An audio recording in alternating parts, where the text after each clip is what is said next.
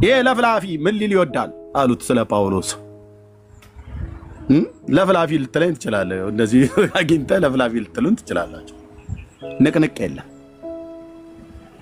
እዚሁ ተያይዘን ነው አልኩህ እኮ የምናልቅም ከሆነ እዚሁ ተያይዘን ነው የምናልቀው እኔ ጴንጤዎች ሁሉ ከፉብኝ በባለፈውም ፎቶዬን ዘቅዝቀው ሰደቡኝ ከዘማሪ ዳጊ ጋር አንዴ ሴት አንዴ ወንድ አንዴ ጭራቅ እያደረጉ ፎቶዬን እንደዚህ አድርገው በጣም የሚያሳዝን ህዝብ ነው ይሄ ምን አይነት ክፉ ዘመን መጣ ግን ዳጊ እኔ በቃኝ ነገር ለመለስ አንቺ ነው ይልሽ እኔ በቃኝ ብለሽ የምትመልሽበት ጋር ጓዳ ነው የምከትሽ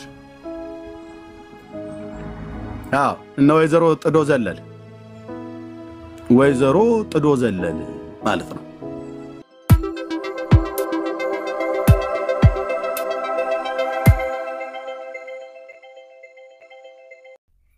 ምን መጽሐፍ ቅዱሳዊ መረጃ ምንጭ የሌለውን ካቶሊክ ውስጥ ይሁን ኦርቶዶክስ ውስጥ ይሁን እኛ ጋር ፔንቴኮስታል ይሁን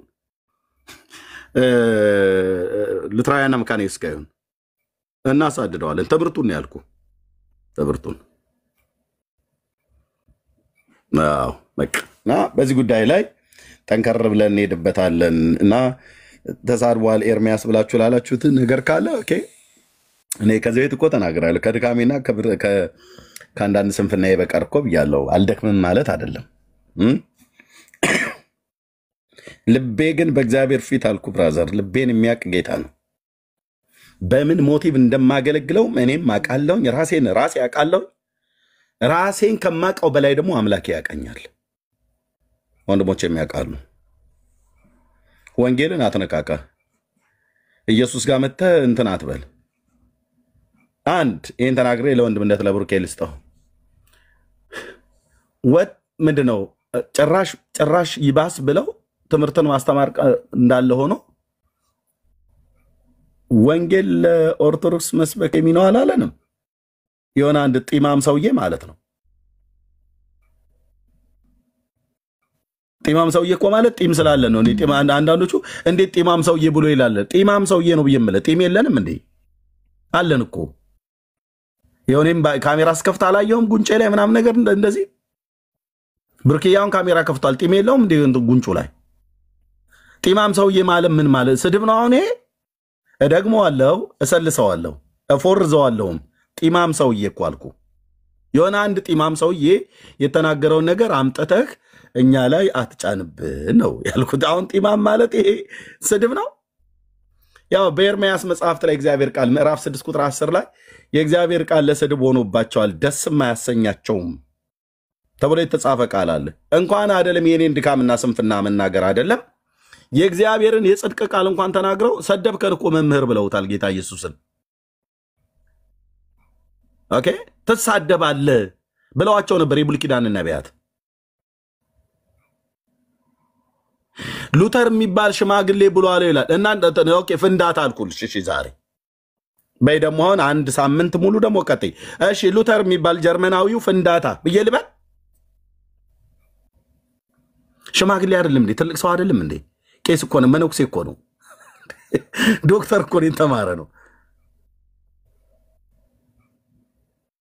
አንዳንድ ሴቶች እንደገጠሙኝ ማለት ነው አንዴ የሆነች ሴት አንዳንድ ሴቶች ይሄን ቃል አይወዱትም አሉ እናንተም ገጥሟችሁ እንደሆነ አይዶን ነው አንዴ ስራ አገር ቤት ገና የሙሉ ጊዜ እንሳልሰጥ ስራ ነበር እንዳቂሚቴ ማለት ነው የሆነ ድርጅት ውስጥ ተቀጥሬ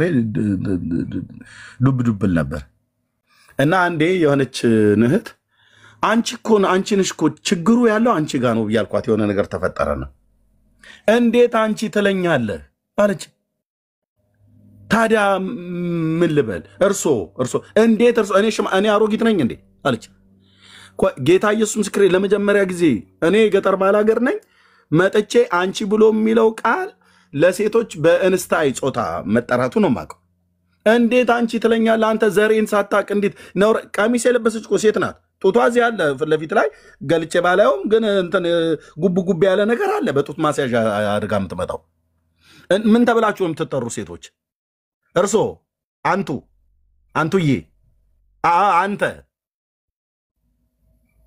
ጠመደችኝ አልኩ በነገር ልትለበልበኝ አረ በመድኃኒዓለም ተፋችኝ። አንቺ እኮ ብያልኩሽ በእኛ ሀገር በገጠርኛው ሴቶችን አንቺ ነው ብለን የምንጠራው፣ ወንድን ደግሞ አንተ ነው ብለን የምንጠራው። አንተ ባለጌ ባለጌ ያሳደጋልችኝ ምን ብዬ ስላልኩ አንቺ አይባልም አለች።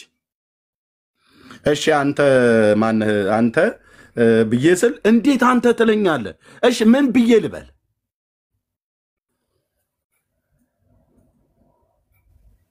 ገጥሟችሁ እንደሆነ አይደል? እንዲህ አይነት ነጠላይን አቀብሉኝ ሴቶች አሉና እቺ ሴት አረሳትን በህይወት ዘመኔ። አሁን ገጥሞ መጨረሻው መስማት ፈልጋለሁ እና ምን ብለህ መጨረሻ ላይ ቆያራት ጌታ ደንግጬ ተነገጥኩኝ። አንቺ ብለህ ማለት እንዴ ወይ አንዳንድ ሰው ሲፈጠር ሁለቱም ጾታ አለው ይባላልና አንቺ አንታንቱ ነበር ማለት አለ ቤርሚ አይደለም። አንቺ አንታንቱ ብትል ጥሩ ነው። አልመጣልኝም። እኔ በኋላ ላይ ቆይቼ ነው ነገር ከቆየ በኋላ እንደሚገባ ምናልባት እቺ ሴት አንዳንድ ሰዎች ሲወለዱ ሁለቱንም ጾታ አላቸው ምንሽሩንም እንትኑንም ታጥቀዋል የሚባል ነገር አለ እና እንደዛ አይነት ነገር ኖሯት ተሰምቷት ማነው ተሰምቷት በቃቶ ተምታቶባት anyway እንደዛ ይሆን ብዬ ጠረጠርኩኝ። ጌታን ተናዳ እኮ ሴት ነች ተናዳ። አንተ ደፋር ባለጌ እንደዚህ ብሎ አይባልም። እሺ ስርዓትህን መያዝ አለብህ። እንዴት አንቺ ትለኛለህ አለችኝ። ሽንሽን ቀሚስ የለበሰች ኢትዮጵያዊ ሴት ጡት እንዳላት በፊት ለፊት ላይ የሚታይ የእናቶች እህቶች የማናቸውም እንደሚታይ ማለት ነው። በልብሷ ሸፍና በቀሚሷ ሸፍና እዚህ ደረቷ ላይ ጉብ ጉብ ያለ ነገር አለ። ጺም አላበቀለችም። ሴት ናት። ድምፀቷ ራሱ ያስታውቋል። አንቺ ብዬ ምጥራቴ አንተ ስድ አለችኝ። እንዴት ሰው ትሳደባለህ ግን ብላይ ማለት ነው። አሁን ልክ እዚህ ቲክቶክ ላይ የሚሯሯጡት እንደዚህ ነው። ቻለው በከብት መርፌ ብሎ የሚለው እንኳን እኮ ንግግር እኮ እንደ ስድብ ተብሎብኛል። አዎ እዚህ ቤት የምንሰጠው የጽድቅ ኪኒናው የጽድቅ መርፌው በከብት መርፌ ነው የምንሰጠው። የከብት መርፌ ማለት ትልቅ ነው፣ በደንብ ጠለቅ አድርጎ የሚወጋ ማለት ነው። እዛ ታነክሳለህ ማለት ነው። 1 ሳምንት ወይ 2 ሳምንት ቤት ከፍተህ እና ይሄን ነው ብለን የምንለው። ጸጋ ይብዛላችሁ። እንኳን ደህና መጣችሁ ወንድሞቼ እናቶቼ። ብርክዬ ቅድም እዛ የጀመርከውን መቀጠል ትችላለህ። እግዚአብሔር ይባረክ። ግን ኤርሚያስ ስትናገር አሳዝንህናል ብላችሁ ምትሉ ካላችሁ ወይ ሰድበናል ብላችሁ ምትሉ ካላችሁ ኑና ተናገሩ። አትመጡም። እኔ ቤት ስከፍት አትመጡም። መታችሁ እኔ ፊት ቆማችሁ የመናገር አይ ቲንክ ሞራሉም ራሱ አይፈቅድላችሁም። ኑና እስኪ ንገሩን። ግን በየሰው ቤት ኤርሚያስን አንድ ቪዲዮም ተልኮልኝ ኤርሚያስን ለምን ግን አትመክሩትም? ሜት አድርገው እሰጥሃለሁ ብራዘር። ለምን ሄዳችሁ ግን አትመክሩትም? እዛ ገብታችሁ ግን ለምን አትነግሩትም? ቤሊ የሚባለውን ወንድም ምን ብሎ እንደተናገረ አይዶ ነው እና የሆነ ነገር ቻሌንጅ አድርጓቸዋል። ምሳሌ እዛ ሄደ ንገረው፣ የሆነ ቪዲዮ ተልኮልኝ ማለት ነው። እዛ ሄደ ምከረው። ቤሊ ቢመጣ እኮ እዚህ የሚያወራ ሰው ነው። አይ እንደዚህ ብሎ ባይሳደብ አሁን ታያላችሁ። የወር የቤት ስራ ሰጥቻቸዋለሁ ልትራያና መካነ ኢየሱስ ነን ብለው የሚሉ ደግሞ እዚሁ ከኛው ቤት ሆነው ስራ ፈት የሆኑቱ ቤት ከፍተው ዝም ብለው ሲያላዝኑ የሚውሉ ማለት ነው። ኢየሱስ ብለው 15 ደቂቃ የመስበክ ትንፋሽ የላቸው። እደግመዋለሁ።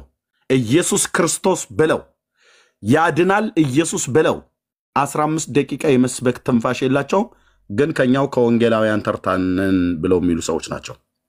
እቤታቸው የንስሐ ጥሪ አያደርጉም። እቤታቸው አይጸልዩም። እቤታቸው መዝሙር እንኳን ከፍተው እንኳን ጌታን አያመሰግኑ። ስምህን በጉባኤ መካከል እናገራለሁ ስምህንም ከፍ ከፍ አድርገዋለሁ ብሎ የሚለውን እንኳን ራሱ አይሉ። ያው ተሰብስበው በቃ ወሬ ቀደዳ ምን አለች እንትና ምን አለ እሺ ምን አለ እኔ ግን እንትን የሚለኝ እሱ እኮ ድሮም እንትን ነበረ። በቃ እንደዚህ ማለት ነው። ቡና ፍሉና ቁጭ ብላችሁ አውሩ። ወጥተው ከዛ ያለፈ መንፈሳዊ ነገር ቢናገሩ ጥምቀት ያድናል ነው። አፈር ደች ያስግጥላለሁ አልኩ። የትኛው ሐዋርያ ነው ጥምቀት ያድናል ብሎ ያለ? ኢየሱስ ያድናል እንጂ ብለው የሰበኩት ኢየሱስ ጌታ ነው ብለው እንጂ ሰበኩት። በስሙ ንስሐና የኃጢአት ይቅርታ ይገኛል ብለው እንጂ ሰበኩት። በውሃ የኃጢአት ይቅርታ ይገኛል ብሎ የሰበከ የለም። ውሃ የሰውን ኃጢአት አያጥብም፣ የእግዚአብሔር ልጅ ደም እንጂ። ደም ሳይፈስ ስርየት የለም ብሎ ያለውን የብሉይ ኪዳንን ትምህርት በአዲስ ኪዳን ላይ ኮት አድርጎ አምጥቶ ከእግዚአብሔር ልጅ ደም ጋር አገናኝቶ ነው እንጂ የኃጢአት ስርየት በስሙና በደሙ እንጂ የሚገኘው በውሃ ይገኛል ብሎ ያለ የለም። ኦኬ፣ ጥምቀትን አናቃልልም፣ የተጠመቅን ሰዎች ነን። ማን ነው አሁን እዚህ በዕለት ዕለት ስለሚሰራው በደልና ኃጢአት የእግዚአብሔር ልጅ ደም ነው የሚጠራው ወይስ ስሙን ነው የሚጠራው ወይስ ውሃን ነው የሚጠራው?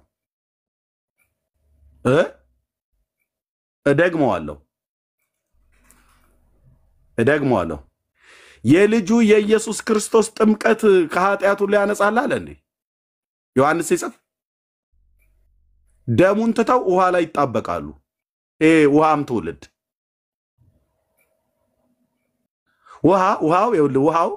ውሃችን ጠጣው ብራዘር፣ ጥምቀትን እያቃለልኩ እንዳይመስል ጠጣው። አምኜ የተጠመቅኩ ሰው ነኝ። ጥምቀት የጌታ ትእዛዝ ነው። በትእዛዙ መሰረት አምኜ ተጠምቄያለሁ። ፔንቴኮስታል ነኝ እኔ። ለኃጢአት ስርየት ውሃው ትላለህ።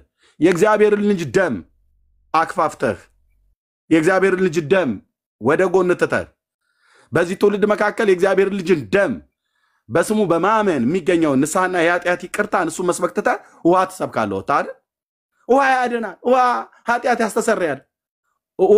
ያስተሰርያል ብሎ ያለን አንድ ቦታ ላይ ሐዋርያ አምጥታ አታሳየንም። የእግዚአብሔር ልጅ ደም ትተው በስሙ በማመን የሚገኘው ንስሐና የኃጢአት ይቅርታ በስሙ ነው እኮ ያሉት ሉቃስ 24 ላይ በስሙ ነው፣ በእግዚአብሔር ልጅ ስም ነው ንስሐ፣ በእግዚአብሔር ልጅ ስም ነው የኃጢአት ስርየት። ለዚህ ነበር ቅዱስ ጳውሎስንም ስሙን እየጠራ ተጠመቅ የተባለው ማለት ነው። ለምን? የሚጠመቀው ሰውዬ ስሙን ሲጠራ በስሙ ላይ ባለ እምነት የኃጢአቱን ይቅርታ ያገኛል ማለት ነው። አለቅ። የቱ ጋ ነው ዋናው ውሃ ነው ተብሎ የተባለው? ዋናው ጥምቀት ነው ተብሎ የተባለ የቱ ጋ ነው? የጥምቀት ሰባኪያን፣ የውሃ ሰባኪያን። ቅዱስ ጳውሎስ ራሱ እንኳን እኔ ለማጥመቅ እንኳን ክርስቶስ እኮ አልጠራኝም እኮ ነው ብሎ ያለው። አንተ አየህ፣ ክርስቶስን ልሰብክ እንጂ ነው ያለው። አይሁድ ምልክትን ይሻሉ፣ የግሪክ ሰዎች ጥበብን ይሻሉ፣ እኛ ግን የተጠመቀበትን ጥምቀት እንሰብካለን አይደለም ያለው። የተሰቀለውን የአብን ልጅ እንሰብካለን ነው ያለው። እነዚህ ቤት የሚከፍቱ ሰዎች የተሰቀለውን አይሰብኩም፣ ፈሳሽ ነው የሚሰብከው። አየህ፣ ፈሳሽ ሲሰብክ ይውላል። የተሰቀለውን አይሰብኩም፣ ህብስትና ወይን ሲሰብክ ይውላል። የተሰቀለውን ጌታ ትተህ ውሃና ህብስትና ወይን ብትሰብክ ከተሰቀለው ጌታ ለይተህ ውሃና ህብስትና ወይን አያድን። አስረግጬ ነው የምነግርህ። የተሰቀለውን የአብን ልጅ ወደ ጎን ገሸሽ አድርገህ ወይንና ህብስት ብትሰብክ ውሃን ብትሰብክ አያድኑህም። 4 ነጥብ። ያለ ክርስቶስ ወይኑና ህብስቱ፣ ያለ ክርስቶስ ጥምቀት ናቲንግ። ሰበክ የአብን ልጅ ኢየሱስ የተጠሩ ናቸው የሚሰብኩት። እሱን ከሰበክ በኋላ ወይኑና ህብስቱንም ከጌታ ስጋ ጋር እና ከደሙ ጋር ህብረት አለው። የምንቀበለው አክብረን የምንቀበለው ስርዓት ነው። ኦኬ፣ ጌታ ያዘዘው ትእዛዝ ነው። ያመኑትን ሰዎች እናጠምቃለን። የውሃ ጥምቀት ነው ማለት ነው።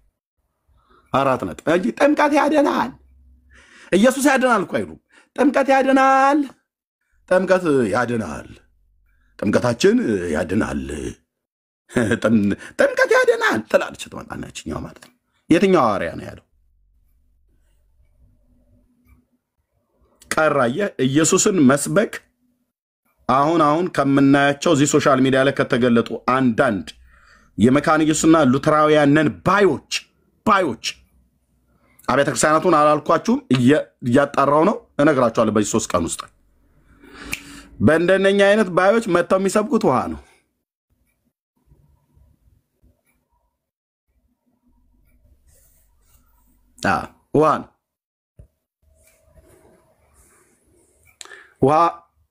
ውሃ ወለድ በሽታን ብዙ ያስከትላል። አየህ፣ ኢየሱስ ክርስቶስን ዞር ስታደርግ ውሃ ወለድ በሽታን ሁሉ ያመጣል። ስለዚህ ብዙ ውሃ ወለድ በሽታ አምጥቶባቸዋል። ቋቅ ማለት ትችላለህ፣ እንደ እንቆራሪት ማለት ነው። ውሃ ውስጥ ሆነ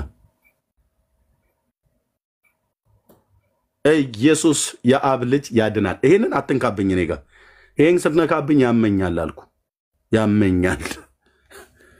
ያመኛል ስል በስርዓት ነው የምታመመው። አይሆንልኝም ስለ ኢየሱስ ክርስቶስ አለመስበክ አይሆንልንም። እዚህ ያለን ማናቸውንም የወንጌል አማኞች እኛ ቤት እኮ ብራዘር የአይን ብሌናችን ነው፣ የአይናችን ማረፊያ ነው፣ የአንደበታችን ምስክር ነው፣ የህይወታችን ጌታ ነው፣ ዝርግፍ ጌጣችን ነው። የተሰቀለውን ትተን የተሰቀለበትን እንደ ሌሎቹ አንሰብክም። የተሰቀለው ያድናል ብለው የሚለውን ትተን ውሃ ያድናል ብለን በዚህ ትውልድ መካከል አንነገርም።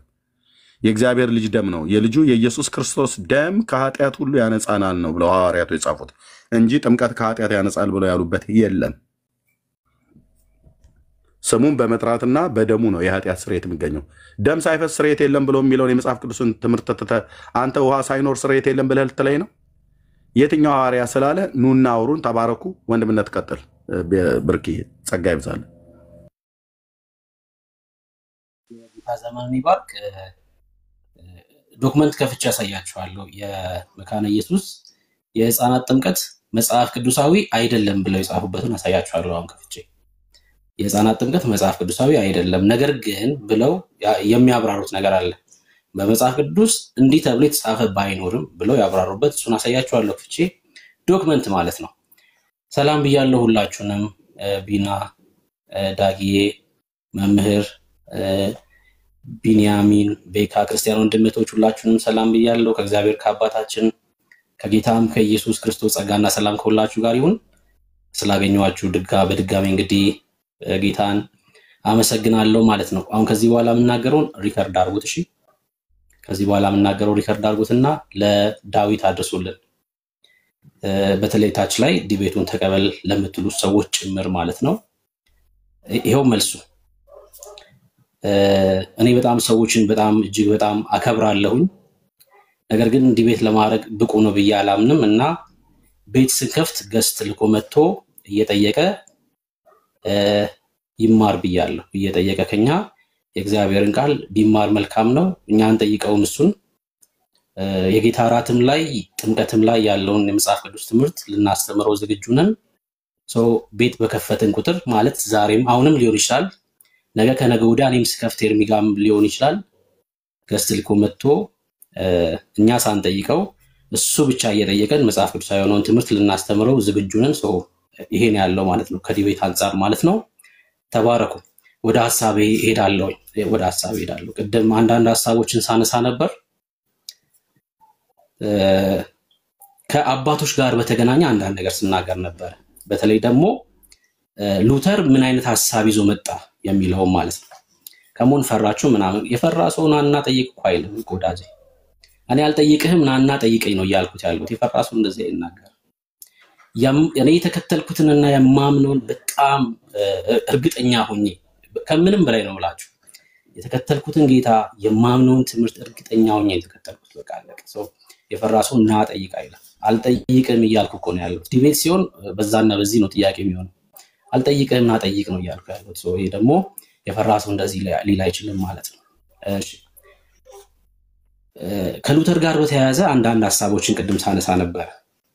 ለምሳሌ በእኛ ብቻ የሆኑ ትምህርቶች ወይ ደግሞ ሶላዎች አሉ አይደል? ከነዛ መካከል አንደኛው መጽሐፍ ቅዱስ ብቻ የሚል ትምህርት ነው። መጽሐፍ ቅዱስ ብቻ የሚለው ትምህርት የኛ ትምህርት ነው፣ የወንጌል አማኞች ትምህርት ነው። የወንጌል አማኞች ትምህርት ነው። ከሞን መጽሐፍ ቅዱስ ብቻ የሚል ትምህርት ይዘን ሉተር ሲሆን ግን ይሄ ትምህርት ለሉተር የማይሰራ ከሆነ ራሱ በመጽሐፍ ቅዱስ የማይመዘን ከሆነ ቀልድ ነው የሚሆነው። በኢትዮጵያ ኦርቶዶክስ ቤተክርስቲያን መጽሐፍ ቅዱስ ብቻ የሚል ትምህርት የለም። ለምሳሌ አባቶች የተናገሩትንም ትምህርት እንደ አይሳሳት ያድርገው ይወስዳሉ። መጽሐፍ ቅዱስን ብቻ ሳይሆን አባቶች የተናገሩትንም ትምህርቶች አይሳሳቴ ናቸው ብለው ይቀበላሉ። እኛ ዘንድ ደግሞ የማይሳሳተው የእግዚአብሔር ቃል የሆነው መጽሐፍ ቅዱስ ወይ ደግሞ 66ቱ መጽሐፍ ብቻ ነው ብለን እናምናለን። ይሄን ከተናገሩት መካከል ደግሞ ዋንኛው አንዱ ሉተር ነው። ራሱ ባዘጋጀው ብቻ እሱ ራሱ ሊመዘን ይገባል ማለት ነው። ምን ማለት ነው? ሉተር የተናገረውን መጽሐፈ ስምምነት ላይ ያለውን አንድ ሰው ሳይቀበል፣ ለምሳሌ እዚህ ውስጥ ያላችሁ የጴንጤቆስጤ አማኞች ወደ መካነ ኢየሱስ እንሂድ ወይ ደግሞ ወደ ሉተራን እንሂድ ብትሉ ሉተር የተናገረውን እያንዳንዱን ነገር መቀበል ግዴታችሁ ነው ትባላላችሁ። ለምሳሌ የህፃናት ጥምቀትን አልቀበልም ብለህ መሄድ አትችልም። ልክ እንደ ኦርቶዶክስ ማለት ነው። ኦርቶዶክስ አሁን ለምሳሌ ለመሆን ማርያም ታማልዳለች ማለት ግዴታ ነው። መጽሐፍ ቅዱስ እኮ አይልም መጽሐፍ ቅዱስ ማርያም ታማልዳለች ስተውም የለም አታማልድም ሲጀምር። ግን ኦርቶዶክስ ለመሆን ለማርያም መስገድ ለማርያም መዘመር እና ማርያም ታማልዳለች ማለት ግዴታ ነው። መጽሐፍ ቅዱስ አይደለም አይሁን ግን ግዴታ ነው። ስትቀበል ነው ኦርቶዶክስ የምትሆነው። እዚህም ስትመጣ ልክ እንደዛው የህፃናትን ጥምቀት ሳትቀበል መካነ ኢየሱስ መሆናችንም ወይ ደግሞ ሉተራን መሆናችንም ያ ማለት መጽሐፍ ቅዱሳዊ ያልሆነን ትምህርት እሱ ስለተናገረው ብቻ ሚስተር ኤክስ ስለተናገረው ወይ ደግሞ ሉተር ስለተናገረው ብቻ የመቀበል ግዴታ ውስጥ ትገባለህ። ቅዱሳን በሰማይ ስለ ቤተክርስቲያን ይጸልያሉ። መጽሐፍ ቅዱሳዊ ነው። ጥቅስ ከሌለክ ሰው አለመቀበል መብት ይኖርሃል ማለት ነው። ሳትቀበል ግን ትሆናለህ አትሆንም። መጽሐፍ ቅዱስ ብቻ በሚለው ትምህርት በራሱ እሱ ሲመዘን ትምህርቱ በራሱ ይወድቅበታል ማለት ነው። አያችሁ ትምህርቱ በራሱ ይወድቅበታል። የኛስ ሚዛን ምንድነው? ለአባቶች ለቀደሙት አባቶች ለቤተክርስቲያን አባቶች ማለት ነው በሁለተኛው በሶስተኛውና በአራተኛው መቶ ክፍለ ዘመን ለነበሩት አባቶች የሚሰራው ሚዛን ለሉተርም ይሰራል። ሉተር ሲሆን የምናሽሞነሙነው ሚዛን የለንም ማለት ነው። ልክ አትናቴስን በመጽሐፍ ቅዱስ አስቀምጠን ትምህርቱን እንደመዘን ሉተር ጋር ስንመጣ ሉተርን በመጽሐፍ ቅዱስ ይመዘናል። ማንንም ስላልሆነ እሱ ማለት ነው። ማንንም ስላልሆነ ስላችሁ እንደ እግዚአብሔር ቃል የተናገረ ሁሉ ነው ብለን ስለማንቀበል ከሐዋርያቶቹ ትምህርት ውጪ ማለትም የበጎ ሐዋርያት ደግሞም ለአሕዛብ የተላከው ቅዱስ ጳውሎስ ደግሞም የቀደሙት ነቢያት አባቶች እነ ሙሴን ጨምሮ ማለት ነው 66ቱ መጽሐፍ የእግዚአብሔር ቃል ነው። የእግዚአብሔር ቃል ነው። እነዚህን መጽሐፍቶች ያለምንም ማንገራገር 66ቱን መጽሐፍቶች ያለምንም ጥያቄ እንቀበላቸዋለን። ሌሎቹ መጽሐፍትስ ለምንድነው ታዲያ ገድላትን የምንቃወመው? ገድላትን ስንቃወም ከኛ ጋር ታጨበጭባላችሁ። ሉተር ጋር ሲመጣ ግን አይሰራም የምትል ከሆነ ሚዛንክ በቃ ወልጋዳ ነው ወዳጅ። እኛ ከተክለ ሃይማኖት ጋር እኮ ችግር የለብንም። ከአቦ ጋር እኮ ችግር የለብንም። በአቦ ስም የተጻፈው መጽሐፍ ግን መጽሐፍ ቅዱሳዊ ነው ወይ ብለን ይዘን መተን እዚህ ስንተች እናንተ ጀግኖች ትሉና የሉተር ትምህርት በመጽሐፍ ቅዱስ ይመዘን ሲባል ግን የሚያም ከሆነ ሚዛን መስተካከል አለበት ማለት ነው። ዋናው ነገር አባቶችን ያለ ማክበር ጉዳይ አይደለም። የአባቶችን ትምህርት በመጽሐፍ ቅዱስ መመዘን ነው ዋናው ነገር እሱ ነው። ትኩረታችን እሱ ነው። አለማክበርና ትምህርት መመዘን በጣም ተለይቶ ሊታይ ይገባል። በደንብ በግልጽ መታወቅ አለበት። ሉተርን እናከብራለን፣ ካልቪንን እናከብራለን። እነዚህ ትልልቅ በ16ኛው መቶ ክፍለ ዘመን የነበሩ ትልቅ በቤተክርስቲያን ታሪክ ውስጥ ለውጥ ያመጡ ሰዎች ናቸው። ነገር ግን ካልቪን ስለተናገረ ሁሉ ምን ተቀበለዋል ወዳጅ? አትቀበለው።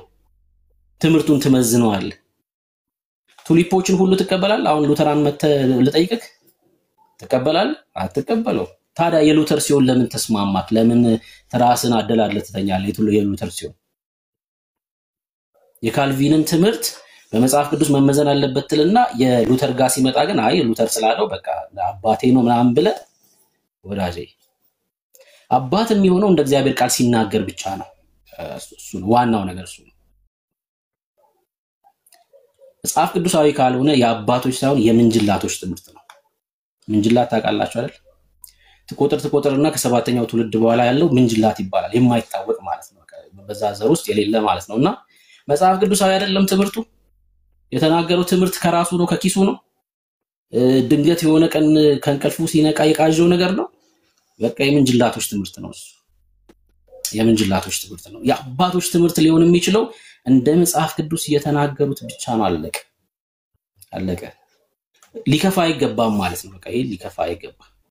ጽኑ የሆነ እምነታችን ነው። ሌላው በጣም የምኮራበትን ነገር ኤርሚያውን ሲናገር ነበር። በጣም የምኮራበትን ነገር ማለት ነው። እኛ ክርስቲያኖች ቤት በከፈትን ቁጥር ኢየሱስ ያድናል እንላለን። የተላክነውም ይሄን እንድንናገር ነው። ጳውሎስ እንደተናገረው በቆሮንቶስ መልእክቱ መጽሐፍ ምዕራፍ 1 ላይ ጌታ ክርስቶስ ኢየሱስ ለማጥመቅ አላከኝም ይላል። አያችሁ፣ እነዚህ የበጎ ሐዋርያት አይደሉም ጳውሎስን የላኩት፣ ራሱ ኢየሱስ ክርስቶስ በደማስቆ ያገኘው ኢየሱስ ነው የላከው። ምን ብሎ ነው የላከው? ተመልከቱ። ጌታ ክርስቶስ ኢየሱስ ለማጥመቅ አላከኝም ወንጌልን ልሰብክ እንጂ አለ። ወንጌል አይደለም ጥምቀት። የወንጌል አካል አይደለም።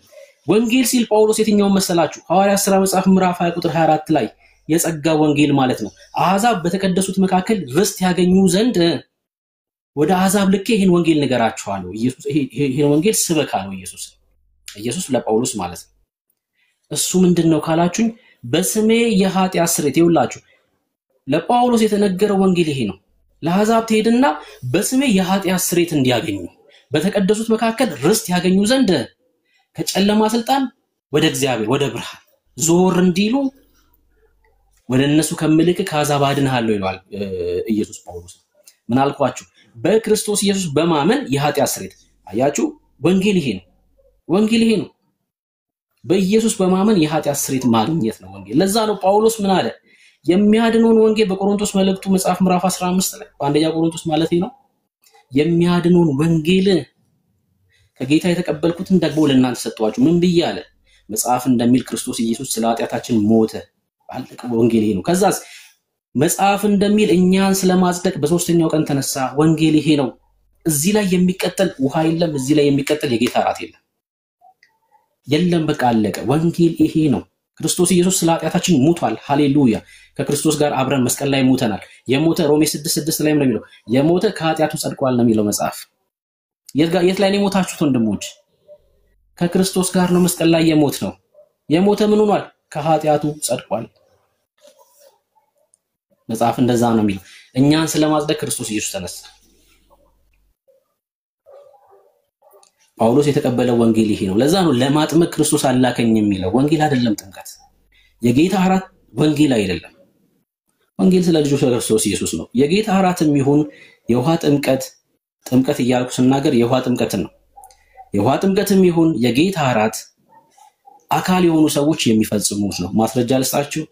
የሐዋርያት ሥራ መጽሐፍ ምዕራፍ 2 ቁጥር 42ን ፖስት አድርጉልኝ። 41 ላይ ቀድሞ እንደዚህ ይላል፣ ያመኑ ተጠመቁ ይላል። ቃሉን የተቀበሉ ተጠመቁ፣ 3000 የሚያህል ነፍሶች ተጨመሩ ይልና ቁጥር 42 ላይ የሐዋርያት ሥራ 2:42 በሐዋርያት ትምህርትና ቀጥሎስ እንጀራን በመቁረስ በጸሎትም ይተጉ ነበር ነው የሚለው ቃሉ። ምን አልኳችሁ? በሐዋርያት ትምህርት። አያችሁ፣ አካል የሆነ ሰው ወደ ክርስትና የመጣ ሰው በሐዋርያት ትምህርት ምን ያደርጋሉ? በሐዋርያት ትምህርት ይበረቱ ነበር። ከዛስ እንጀራንም ይቆርሱ ነበር። ምን ማለት ነው እንጀራን መቁረስ? ቅድም ስጠይቅ ነበር፣ ጠዋት ቤት ከፍቼ ስናገር ነበር። አሁን እኛ እሁድ እንጀራን እንቆርሳለን ተሰብስበን ብዬ ብናገር ስህተት ነኝ ብዬ ስጠይቅ ነበር። እስኪ መልሱልኝ። እዚህ 700 ሰዎች አላችሁ። እሁድ አሁን ተሰብስበን እኛ እንጀራን እንቆርሳለን። ስህተት ነው ይሄ ንግግሬ? ስህተት ነው? እሁድ ተሰብስበን ሄደን እንጀራ እንቆርሳለን። ተሳስታል ቢለኝ ሰው አለ? ተሳስቻለሁ። የዳኑ ሰዎች ይሄን ያደርጉ ነበር። እየተሰበሰቡ እንጀራን ይቆርሱ ነበር። መጽሐፍ ይሄን ነው እኮ የሚያስተምረው። የዳኑ ሰዎች ናቸው እንጂ ለመዳን የምትወስደው የጌታ እራት የለም። ለመዳን ይሄን ድጋሚ ልናገር፣ ለመዳን የሚወሰድ የጌታ እራት ካለ ወዳጆቼ፣ መካነ ኢየሱስ፣ ሉተራን፣ ኦርቶዶክስ፣ ካቶሊክ ቄሶችና ዲያቆናት ቀሚሳችሁን ለብሳችሁ ከነገ ጀምሮ ህብስቱንና ወይኑን ይዛችሁ መንገድ ላይ ተሰልፋችሁ ይሄን ሙስሊም እያስገደዳችሁ መጋት ነው ያለባችሁ። መጋት ነው ያለበት ወዳጄ። በጌታ እራት በኩል የዘላለም ህይወት የሚገኝ ከሆነ ለኔ አይደለም መስጠት ያለብህ፣ ህይወት ለሌለው ነው መስጠት ያለብህ። እኔማ ህይወት አለኝ፣ በክርስቶስ ኢየሱስ ህይወት አግኝቻለሁ። የጌታ እራት የዘላለም ህይወት የሚሰጥ ከሆነ ቀሚሳችሁን ግጥም አድርጋችሁ እየለበሳችሁ ህይወት ለሌላቸው ሰዎች መንገድ ላይ አቁማችሁ አጉርሷቸው።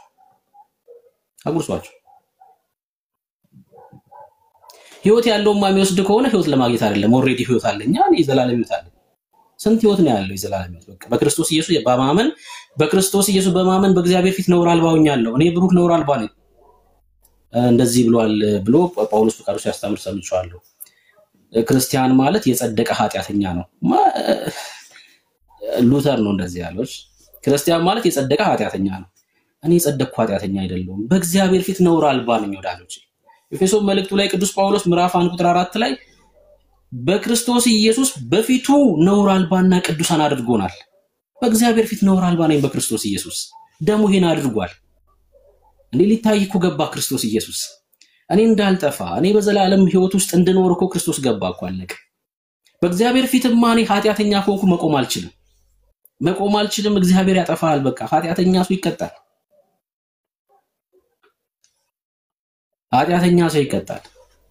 ኃጢአት አልባ አድርጎናል የክርስቶስ ኢየሱስ ደም ለኔ ለጸደቀው ሰው የሚሰጥ የጌታ ራት ካለ የጸደቀ አካል የሆነ ሰው ጌታ እንደተናገረው ሞትና ትንሣኤውን ምናስብበት ደግሞ ምንናገርበት ስለሆነ በህብረት የጌታ ራትን እንወስዳለን ጌታ የሰጠን ትልቅ ሥርዓት በጣም በማክበር የምንወስደው ክርስቲያኖች ተሰብስበው በትልቅ አምልኮ ሰዎች በቸርች ውስጥ የተቀያየሙ እንኳን ካሉ ይቅርታ በመጠየቅ ደስ በሚል መንፈስ የምንወስደው ነው የጌታ ራት አለቀ እና ክርስቲያኖች የሚወስዱት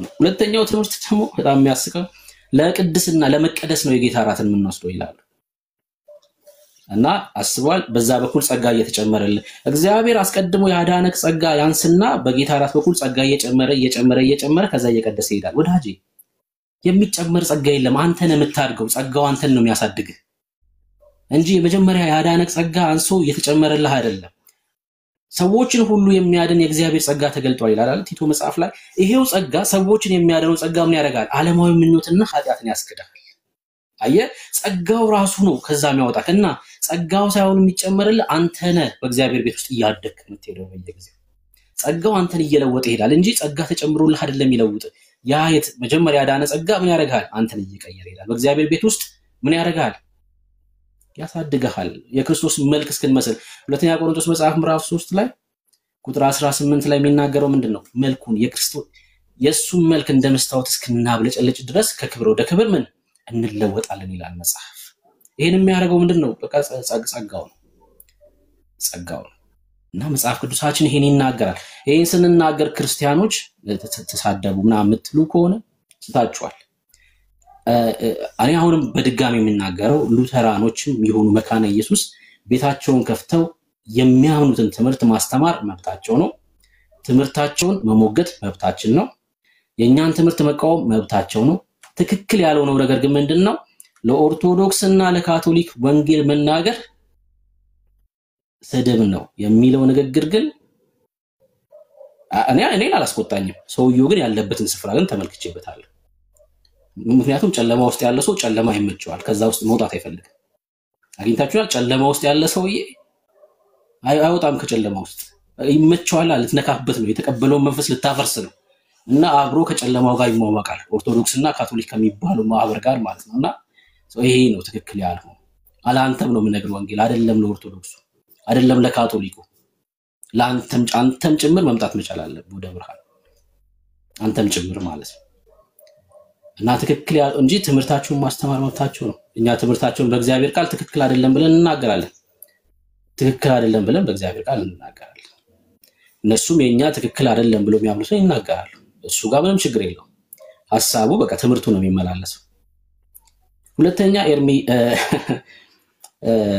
ይሄ ልናገርና ለወንድሞች ልስጥ ከዛ የገቡትም ሰዎች እንዲናገሩ እንድል እንሰጣለን አባቶች ዘግይቶ የመጡት አባቶች ባይኖር እኮ ስላሴ የሚለውን ስም ወይ ደግሞ የስላሴን ትምህርት አያውቁትም ነበር የሚል ትላንትና ኤርሚ ሪከርድ ተደርጎ ከተሰጠው ቤት ስሰማ ነበር አንድ የተከሰሰበት ኤርሚ በዚህ ነው በስላሴ ትምህርት ማለት ነው ሰምቻቸዋለሁ ያውዛ ይሄን ሲያወሩ ማለት ነው የስላሴን ትምህርት የደነገገልን አንድ አባት የለም አስረግጬ ነው የምነግራችሁ የስላሴን ትምህርት ያረቀቀልን የደነገገልን አንድ አባት በቤተክርስቲያን ታሪክ ውስጥ የለም የስላሴ ትምህርት በአባቶች የረቀቀ ሳይሆን መጽሐፍ ቅዱሳዊ ነው መጽሐፍ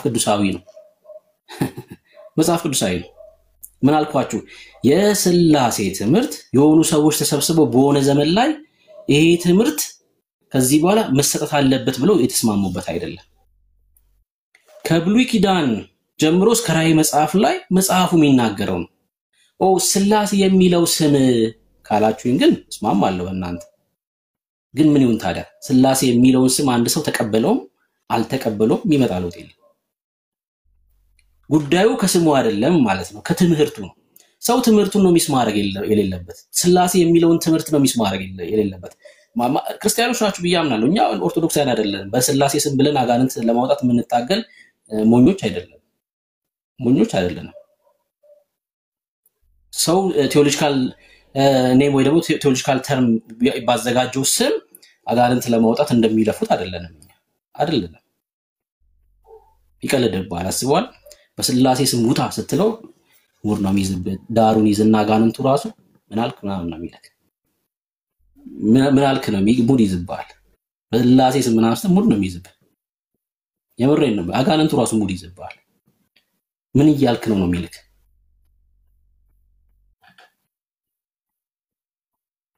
ሶስት ማለት እኮ ነው በቃ ስሉስ ማለት ነው እና በሶስቱ ውጣ ይያልከው ነው ያለው በአማርኛ ላርግልህ በሶስቱ ውጣ ምናምን ብትለው እና አሁን ለምሳሌ ይሄን ስም አባቶች ለዚህ ትምህርት ይስማማል ብለው ሲጀምር ያው ቶርቱሪያን ነው በ180 ዓመተ ምህረት ከዛ በኋላ ደግሞ በኒቂያ ጉባኤም ይሄ ስም መጠቀም በደንብ ተጀምሯል ግን በ180 ዓመተ ምህረት እንዳልኳችሁ ታዲያ ሐዋርያቶች እኮ ይሄን ስም አያውቁት ጳውሎስ ይሄን ስም እኮ ያውቀው ስላሴ የሚለውን ስም እኮ ያውቀው ጳውሎስ ታዲያ ጳውሎስ ስለማያውቀው አልዳንም ልትለኝ ነው እንዴ ትቀልዳለህ እንዴ ብላችሁ እነ ጴጥሮስ ስላሴ የሚለውን ስም እኮ ያውቁትም አይጠቀሙበትም ነበር ለዛ እኮ ነው መጽሐፍ ቅዱስ ላይ ይሄን ቃል ማናገኝ ከቃሉ አይደለም ጉዳያችን ማለት ነው ትምህርቱ መጽሐፍ ቅዱሳዊ ነው ኦፍ ኮርስ አዎ የስላሴ ትምህርት መጽሐፍ ቅዱሳዊ ነው ሰው ምንድነው መቀበል ያለበት ማለት ነው ትምህርቱን ምን የሚለው እግዚአብሔር አንድያ ልጁን ምናልኩኝ ልጁን መቼ ከዘላለም የነበረው ልጁን ልኮ ዓለምን አዳነ ከዘላለም የእግዚአብሔር ልጅ የነበረው ደግሞ ከድንግል ማርያም በስጋ ተወለደ ከድንግል ማርያም በስጋ የተወለደው ደግሞ ቅዱሱን መንፈስ ከአብ የሚወጣው እውነተኛ መንፈስ ላከልን ሰው ስለ አንድ አምላክ በሶስት አካል ማለት ነው እና ትምህርቱ ነው ዋናው ከቃሉ አይደለም ጉዳያችን ማለት ነውና ይሄን ለማለት ወዳለሁኝ በቤተክርስቲያን ታሪክ የነበሩትን አባቶች በጣም እናከብራለን ትምህርታቸው ግን የሚመዘን ነው በቃ አይሳሳቴ የሚባል በቤተክርስቲያን ታሪክ ውስጥ ማንንም የለም እንደ እግዚአብሔር ቃል ይመዘናል የማይሳሳተው የእግዚአብሔር ቃል ብቻ ነው የእግዚአብሔር ቃል እውነት ነው ከራይ መጽሐፍ እስከ ዘፍጥረት ብታዩት የማይጋጭ አንድ ወጥ ሐሳብ ይዞ የሚጓዝ እግዚአብሔርን ዘላለማዊ እቅድ ያወቅንበት መጽሐፍ ነው ይሄኛውን መጽሐፍ ምንም ሳንመርጥ እንቀበላለን ማለት ነው ከዛ ቀጥሎ የመጡት ደግሞ አባቶችን እንደ እግዚአብሔር ቃል እያመሰገንናቸው ያው እያመሰገንን ስላችሁ እኛ በየወሩ ለነሱ ዳቦ እንጋግራለን እያልኩ አይደለም አንጋግር በእነሱ ስም እንጋግረው ዳቦ የለም በታሪክ ውስጥ ግን ብዙ መስዋዕትነት ከፍሏል ኦፍ ኮርስ አሁን ለምሳሌ ሰማዕቱ ዮስቲን ትልቅ መስዋዕትነት ከፍሏል ለክርስትና በ164 ምናምን አካባቢ የነበረ የቤተክርስቲያን አባት ማለት ነው ትልቅ ክብር ይገባቸዋል ግን የትኛውንም ያህል መስዋዕትነት ቢከፍል ትምህርቱ ግን ይመዘናል ማለት ነው ይሄን ለማለት ወዳለው ተባረኩ ኤርሚ ከተናገረው ላይ አንድ የሚወድቅ ነገር የለም ኤርሚ ተሳደበ ካላችሁ እኔ ተሳደብያለሁ ማለት ነው ምንም ምናልባት የገለጽንበት አማርኛ ሊለያይ ይችላል እንጂ ሐሳባችን አንድ አይነት ነው ማለት ነው የተናገርነው ሐሳብ የገለጽንበት አማርኛ ቋንቋ ቢለያይም ሊለያይ ከቻለ ማለት ነው እንጂ ሐሳባችን አንድ ነው ከአባቶች ጋር ጸብም ችግርም የለብንም ነገር ግን አይሳሳቴ እስካልሆኑ ድረስ ሉተርም ይሁን አትናቴስ እኩል ሚዛን ላይ ይቀመጣሉ ሁለቱም ማለት ነው ተባረኩ አሁን ሰዎች ወንድሞች ሰላም ይያሉ ከዛ እኔ ዶክመንቱን አውጥቼ የመካነ ኢየሱስን አሳያችኋለሁ የምትፈልጉት ደግሞ መጽሐፉን ቴሌግራም ግሩፓችን ላይ ያለ መጽሐፉን አስቀምጫለሁ ተባረኩ ዳጊ ከዳጊ ጀመረን ቢኒ ወርጌታ ቢና ሰላም ማለት ይችላልላችሁ እኔ ዶክመንቱን ላዘጋጅ እስከዛ ተባረኩ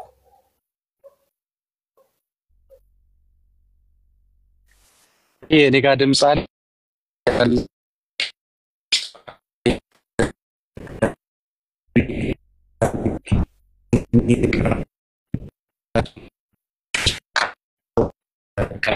ዳጊ ያወራል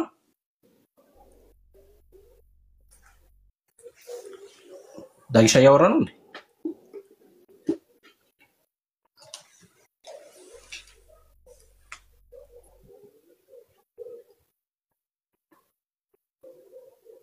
ይቆራረጣል ዳጊ ይቆራረጣል ኔትወርክ ይመስለኛል እሺ ኔትወርክ ውስጥ እስኪስተካከል ድረስ ቢኒ ይቀጥል ከዛ መርጌታ ከዛ ቢንያምን ከዛ ቤካ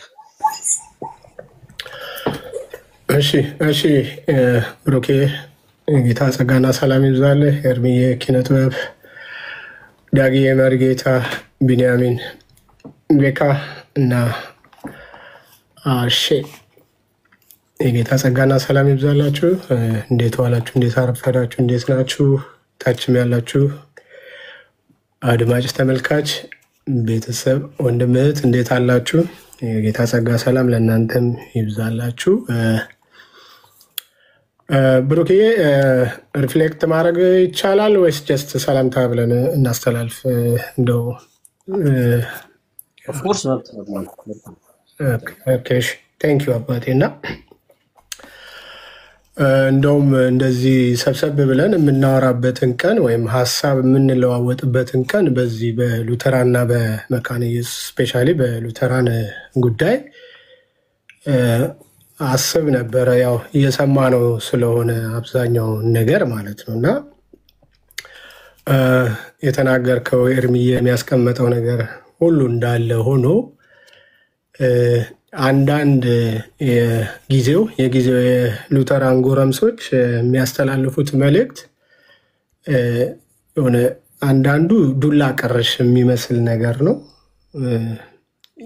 የሆነ የቆየ ጸብም ያላቸው ምናምን የሚመስሉ ናቸው አንዳንድ ንግግሮቹ ማለት ነው። እና እሱ እንዳለ ሆኖ ነገር ግን የሚያስተምሩት ወይም ደግሞ ለትምህርት ይዘው የሚመጡት አንዳንድ ንግርቶች ነበሩና እነሱ ላይ አንዳንድ ነገር ለማንሳት እድል ስላገኘው 2 ደቂቃ ወይ 1 ደቂቃ ውስጥ እጨርሳለሁ። እና በሉተር ሰበብ የተገኘ በተለይ ስፔሻል ተደርጎ የተነሳው በሉተር ሰበብ ውስጥ ሆነው ወይም በሉተር ውስጥ በመደበቅ ዳጊ ተረተናል። አይ ቲንክ ኔትወርክ ነው መሰለኝ፣ ሲስተካከል ትገባለህ ወንድማችን። እና በሉተር ሰበብ የተገኘው የጥምቀትና የቅዱስ ቁርባን አስተምሮ እያየን ነው ሰሞንኛ ዲስኩራቸው ማለት ነው። እንዳልኳችሁ ሉተር ላይ በመደበቅ ማለት ነው። እና ከወንጌል አማኙ ጋር ያላቸውን ልዩነት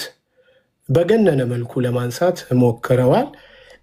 አስተምሮ እንዳየናቸው ሲናገሩት አንዱ ዴቭ፣ ሌላ ያው ስም መጥራት ካስፈለገ እነ ሙለር ምናምን የሚባሉ የተለያዩን ሰዎችን አይቻለው። ገደል የሚከት ነው። በእነዚህ ልጆች አማካኝነት እንግዲህ ሌላ ተልእኮም ያላቸው እንዳለ አንዳንድ ሰዎች ሲያወሩ ሰምቻለሁ። እርግጠኛ ስላልሆንኩኝ ግን መናገር አልችልም። ጴንጤ እርግጠኛ ሳይሆን አይናገርም፣ ግን ግምታቸውን ያስቀምጧሉ። እነዚህ ክሳቴ ብርሃን ክሳቴ ምናምን የብርሃን እንትኖች ናቸው። ነገር ግን በሉተራን ስም ተደብቀው በሉተራውያን ስም ተደብቀው ያሉ ናቸው ብለው ሲያነሱ ሰምቻለሁ። ይታወቅልኝ እርግጠኛ ስላልሆንኩኝ መናገር ግን በሙሉ ድፍረት መናገር አልችልም። ቢሆንም ግን በሉተራን ስም ተሰብስበው የሚያነሱት የትምህርት ነክ ጥምቀትና ቅዱስ ቁርባኑ ላይ ገደል የሚከት ነው። እንደምናያቸው እኛ የምንወዳቸው ወይም ደግሞ ከነሱ ጋር ህብረት ማድረግ እማንችል አድርገው በቃ የሩቅ ሰው አድርገው ምናምን እያሰቡን መጥተዋል ከቅርብ ጊዜ በኋላ ማለት ነው። በጥቂቱ ስለሚወሰደው ስጋና ደም ወይም ስለሚወስዱት ጥምቀት ስፔሻሊ ጥምቀት በቅንፍ ውስጥ ያው የተቀመጠው የልጅ ጥምቀት ወይም የህፃናት ጥምቀት የሚል ነው ማለት ነው። እና የዲቤት ጥሪ ያደረገ የተባለው ልጅ ወንድም ዳዊት ያው ወንድም ነህና ወንድም እንልሃለን ስለማናፍር፣ ግን ወንድምነትህ ደግሞ መጽሐፉ በሚለው ልክ ነው። ከሆንክ ወንድም ነህ፣ ካልሆንክ ደግሞ አይደለህም ልንንም እንችላለን፣ ችግር የለውም። ቢሆንም ግን ያቀረብከው የዲቤት ጥሪ የትምህርትህ ያስተምሮትህ ጽንፍ የያዘ ይመስላል። እኔ ሰምቼዋለሁ፣ ዛሬ ሲሳይ ቤት ሰምቼዋለሁ። ግን የተደረገልህን ጥሪ ወንድም ኤርሚ የሚያደረገላችሁን ጥሪ ያልሰማ ሰው መስላችሁ ነው ይህንን ያቀረባችሁት ማለት ነው። እና እኔ እስከማውቀው ድረስ በቃ ማንኛውም ሉተራውያንም ማንኛውም መካነ ኢየሱሳውያንም ልዩነት ካላችሁ በጥምቀት ጉዳይ ላይ ማውራት የምትፈልጉ ኑና አውሩኝ ብሏል ወንድማችን ማለት ነው። ስለዚህ የቤተሰብነት ያህል ተሰምቷችሁ መታችሁ ማውራት ትችሉ ነበረ። እንደው ሌላ ተልኮ ከሌላችሁ ልዩነት ለመፍጠር አስባችሁ ካልሆነ በስተቀር ኦፍኮርስ ልዩነት አለ በትምህርት ላይ ስፔሻሊ በጥምቀትና በቅዱስ ቁርባኑ ላይ ማለት ነው። እና ጥምቀቱ ያው ህፃናት ላይ ብዙ ስለተባለ እዛ ላይ አልሄድበትም። ነገር ግን ትንሽ ብሩኬም ስላነሳው ስጋና ደሙ ላይ ያለንን ነገር ይህንን ህብረት እኛ ከካቶሊክና ከኦርቶዶክሳውያን ብንወስድ ለዚህ ህብረት ከነሱ ጋር ብናደርግ ይቀለኛል ከወንጌል አማኝ ወይም ደግሞ ከጴንጤቆስታል ጋር ባረግ የሚል የወረደ አመለካከት ያለው ኃላፊነት የጎደለው ንግግር ስትናገሩ ሰምተናል። እና እኛም በግድ እንድትወስዱ አስገዳጅ የሆነ የመልስ ምት አልሰጠንም።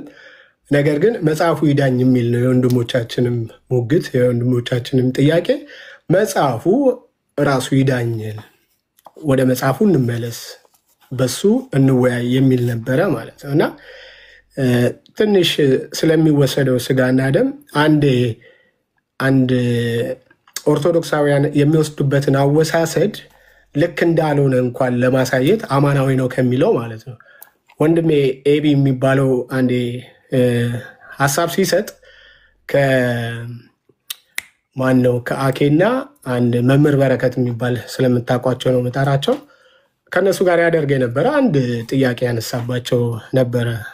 ኤቢ የምታውቁት ያው የሙሉ ወንጌል እምነት ተከታይ ስለሆነ ማለት ነው። መጥቶባቸዋል አንድ ነገራቸውን የአማናዊ ነው የሚሉትን ማለት ነው። እና በጥያቄ ነው የመጀመሪያ ለቁርባኑ ትሰግዳላችሁ ወይ? አማናዊ ነው የምትሉ ከሆነ ለቁርባኑ ትሰግዳላችሁ ወይ ሲል እዛው ከፍሏቸው ነው የወጡት። ማን ነው የሚባለው? አሁን ሰግዳለን አለ አኬ የሚባለው። መምህር በረከት ደግሞ አይ አንሰግድም አለ። ብዙ አልሄድበትም፣ ወደኋላ ሄዳችሁ ቪዲዮ ማየት ትችላላችሁ። መስማት ከፈለጋችሁ ልክላችኋለሁ። ኋላ ላይ ግን ከዚህ አማናዊ ነው ብላችሁ የምትወስዱ ስጋና ደም የሚተርፈውስ ብሎ ጠይቋቸው ነበር ማለት ነው። አይተርፍም ያለ አለ። የሚተርፈው ደግሞ ከነሱ ጋር እንጠያየቅ።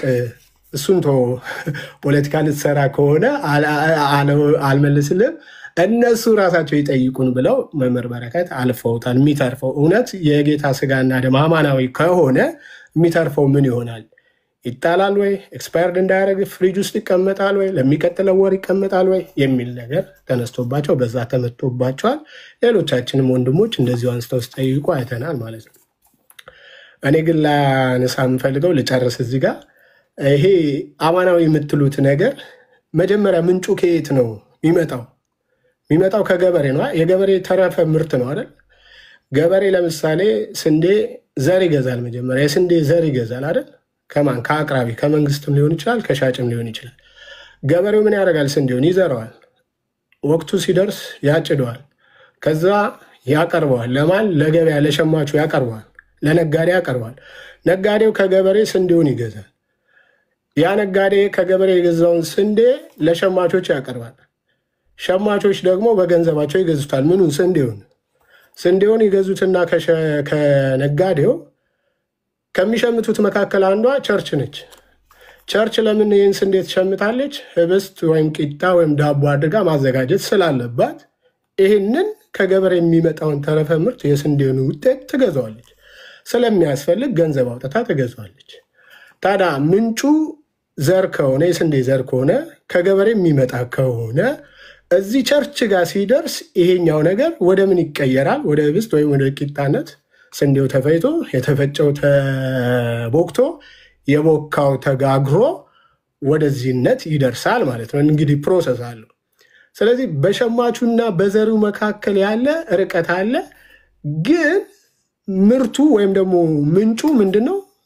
የገበሬ ዘር ነው፣ የገበሬ ተረፈ ምርት ነው ማለት ነው። የቱ ጋር ነው ታዲያ የጌታ አማናዊ ስጋና ደም የሚሆን? የቱ ጋር? ቸርች ከገባ በኋላ ነው ወይስ መጀመሪያም ዘርም እያለ የጌታ ስጋና ደም ነበር? የጌታ እውነተኛ አማናዊ ስጋና ደም ነበር? አይ ቸርች ከመጣ በኋላ ከገባ በኋላ ዳቦነት ወይም ወደ ቂጣነት ወደ ህብስትነት ከተቀየረ በኋላ በጸሎት ትሉታላችሁ። ከዛ ይለወጣል። የሚለወጠው ፊዚካሉ አይደለም፣ ከለሩ አይደለም፣ ሳይዙ አይደለም፣ እንደዚሁ በማይጨበጥ ነገር ብቻ ይለወጣል ትላላችሁ። የሚል ነገር ግን የእግዚአብሔር ቃል አሁንም እንደዚህ ለመለወጡ የሚል ነገር የለም። ነገር ግን ይህንን ስትወስዱ ይህንን ስትጠቀሙ እውነተኛ ስጋና ደም ነው ካላችሁ የዘላለም ሕይወት ምን ስለሚሰጥ ነው ትላላችሁ። ስለዚህ አሁን ወደ ገበሬው ልመለስ። ገበሬው ምርቱን አምርቶ ከሰጠ በኋላ ይህ ገበሬ አያውቅም ለሰው የዘላለም ሕይወት የሚሰጥ ስንዴ እየሸጠ እንደሆነ አያውቅም። አንድ ቀን ግን ይደርስበታል። አንድ ቀን ይደርስበታል። አንተ እኮ አምርተህ ዘርተህ የምትሰጠው ስንዴ ቸርች ሲሄድ የዘላለም ሕይወት ይሰጣል ብለው ነው የሚወስዱት። ስለዚህ የዘላለም ሕይወት በሌላ መንገድ በገንዘብ የሚገዛ ይሆናል ማለት ነው። በሌላ መንገድ በገንዘብ ተገዝቶ የዘላለም ሕይወት የሚሰጥ ነገር ይሆናል ማለት ነው።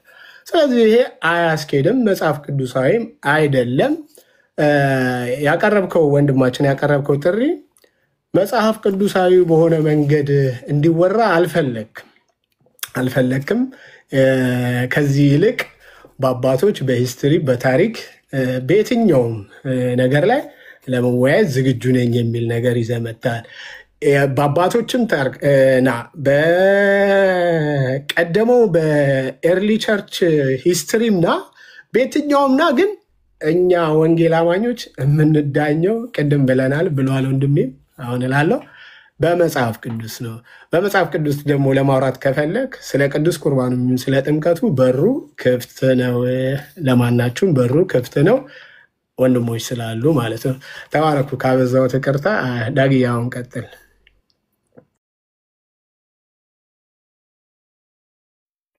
እሺ ብሩኬ ጌታ ብዙ ቢኒዬ ጌታ ብዙ ሁላችሁም ሰላም ብያለሁ። ቅድም ሁሉንም ሰው ሰላም ብዬ ማይክል ተመልሼ የተሳረክ ዳጊ ያወራህ ነው አላለኝም?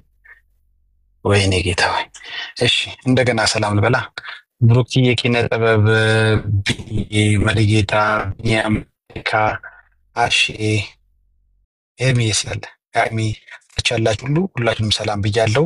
ቅድም አልተሰማሁም አይሆ አሁን ጌታ ይባርካችሁ። እሺ መሪ ያሉ ሰላም ይበሉና ከዛ ድል ሲሰጥ ታወራለህ። አሁን ኪነ ጥበብ ከላይ ያለ ግን ቁጭ ብሏል ዝም ብሎ። እግዚአብሔር ይባርክልኝ፣ እግዚአብሔር ይስጥልኝ። ሰላምና ጸጋ ይብዛላችሁ። ብሩኬ ኤርሚ እና እዚህ ያላችሁ ሁሉ ዳጊ ቢኒም ቤካ ሌሎቻችሁም ቢኒም ሁለት እግዚአብሔር ይመስገን። ጌታ በነገር ሁሉ ይባርካችሁ። መልካም የሆነ ውይይት ነው። ሙሉ ሐሳቡን እንትን አልሰማሁትም ነበር። ምናልባት ብሩኬ አሰማለሁ ብለዋል። እሱ ከሰማሁ በኋላ ብናገር ደስ ይለኛል። አንድ ነገር ግን እንዲህ ትንሽ የተወሰነች እንትን ማድረግ ይችላለሁ ምናልባት ነው በዚህ በሰለ። እሺ ተሰጠኝ ብሩኬ። እሺ ምንድነው አንዱ ስጋው ደሙ ስያሜው ምንም ችግር የለበትም። ስጋው ደሙ የምንወስደው ስጋ እንደዚህ እያለ ጳውሎስ ስለሚጠቅሰው ጳውሎስ ያንን ስላለው ስጋው ደሙ ቢባል ከስያሜው አንጻር ምንም ችግር የለበትም።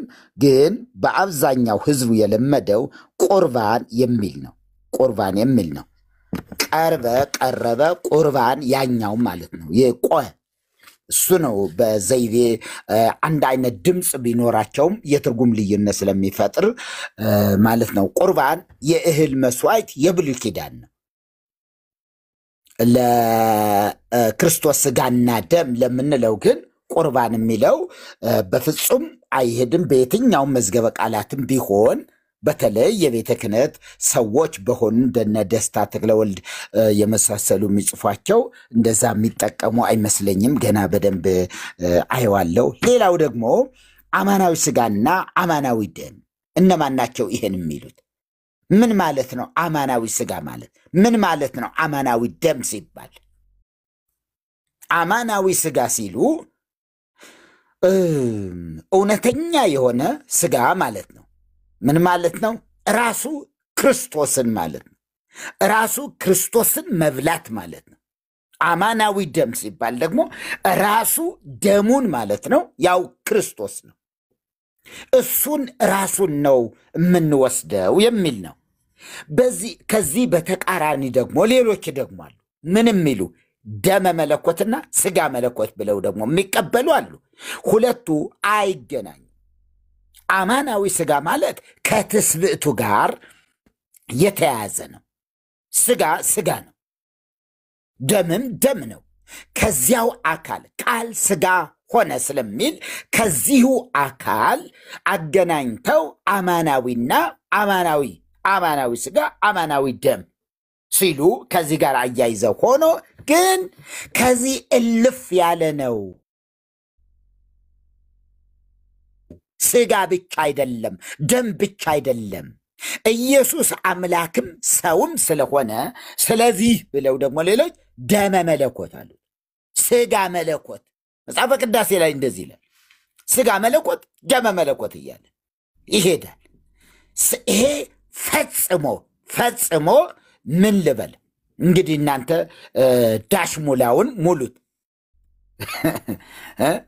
ዳሽ ሙላውን ስጋ መለኮት ደመ መለኮት በመለኮቱ ሞተ ለማሰኘት የሄድበት ነገር መለኮት ሞቶ ነው ያዳነን ለማለት መለኮት ማን ነው ስንል መለኮት የሚለው ቃል የሥላሴ የጋራ ባህሪ ነው።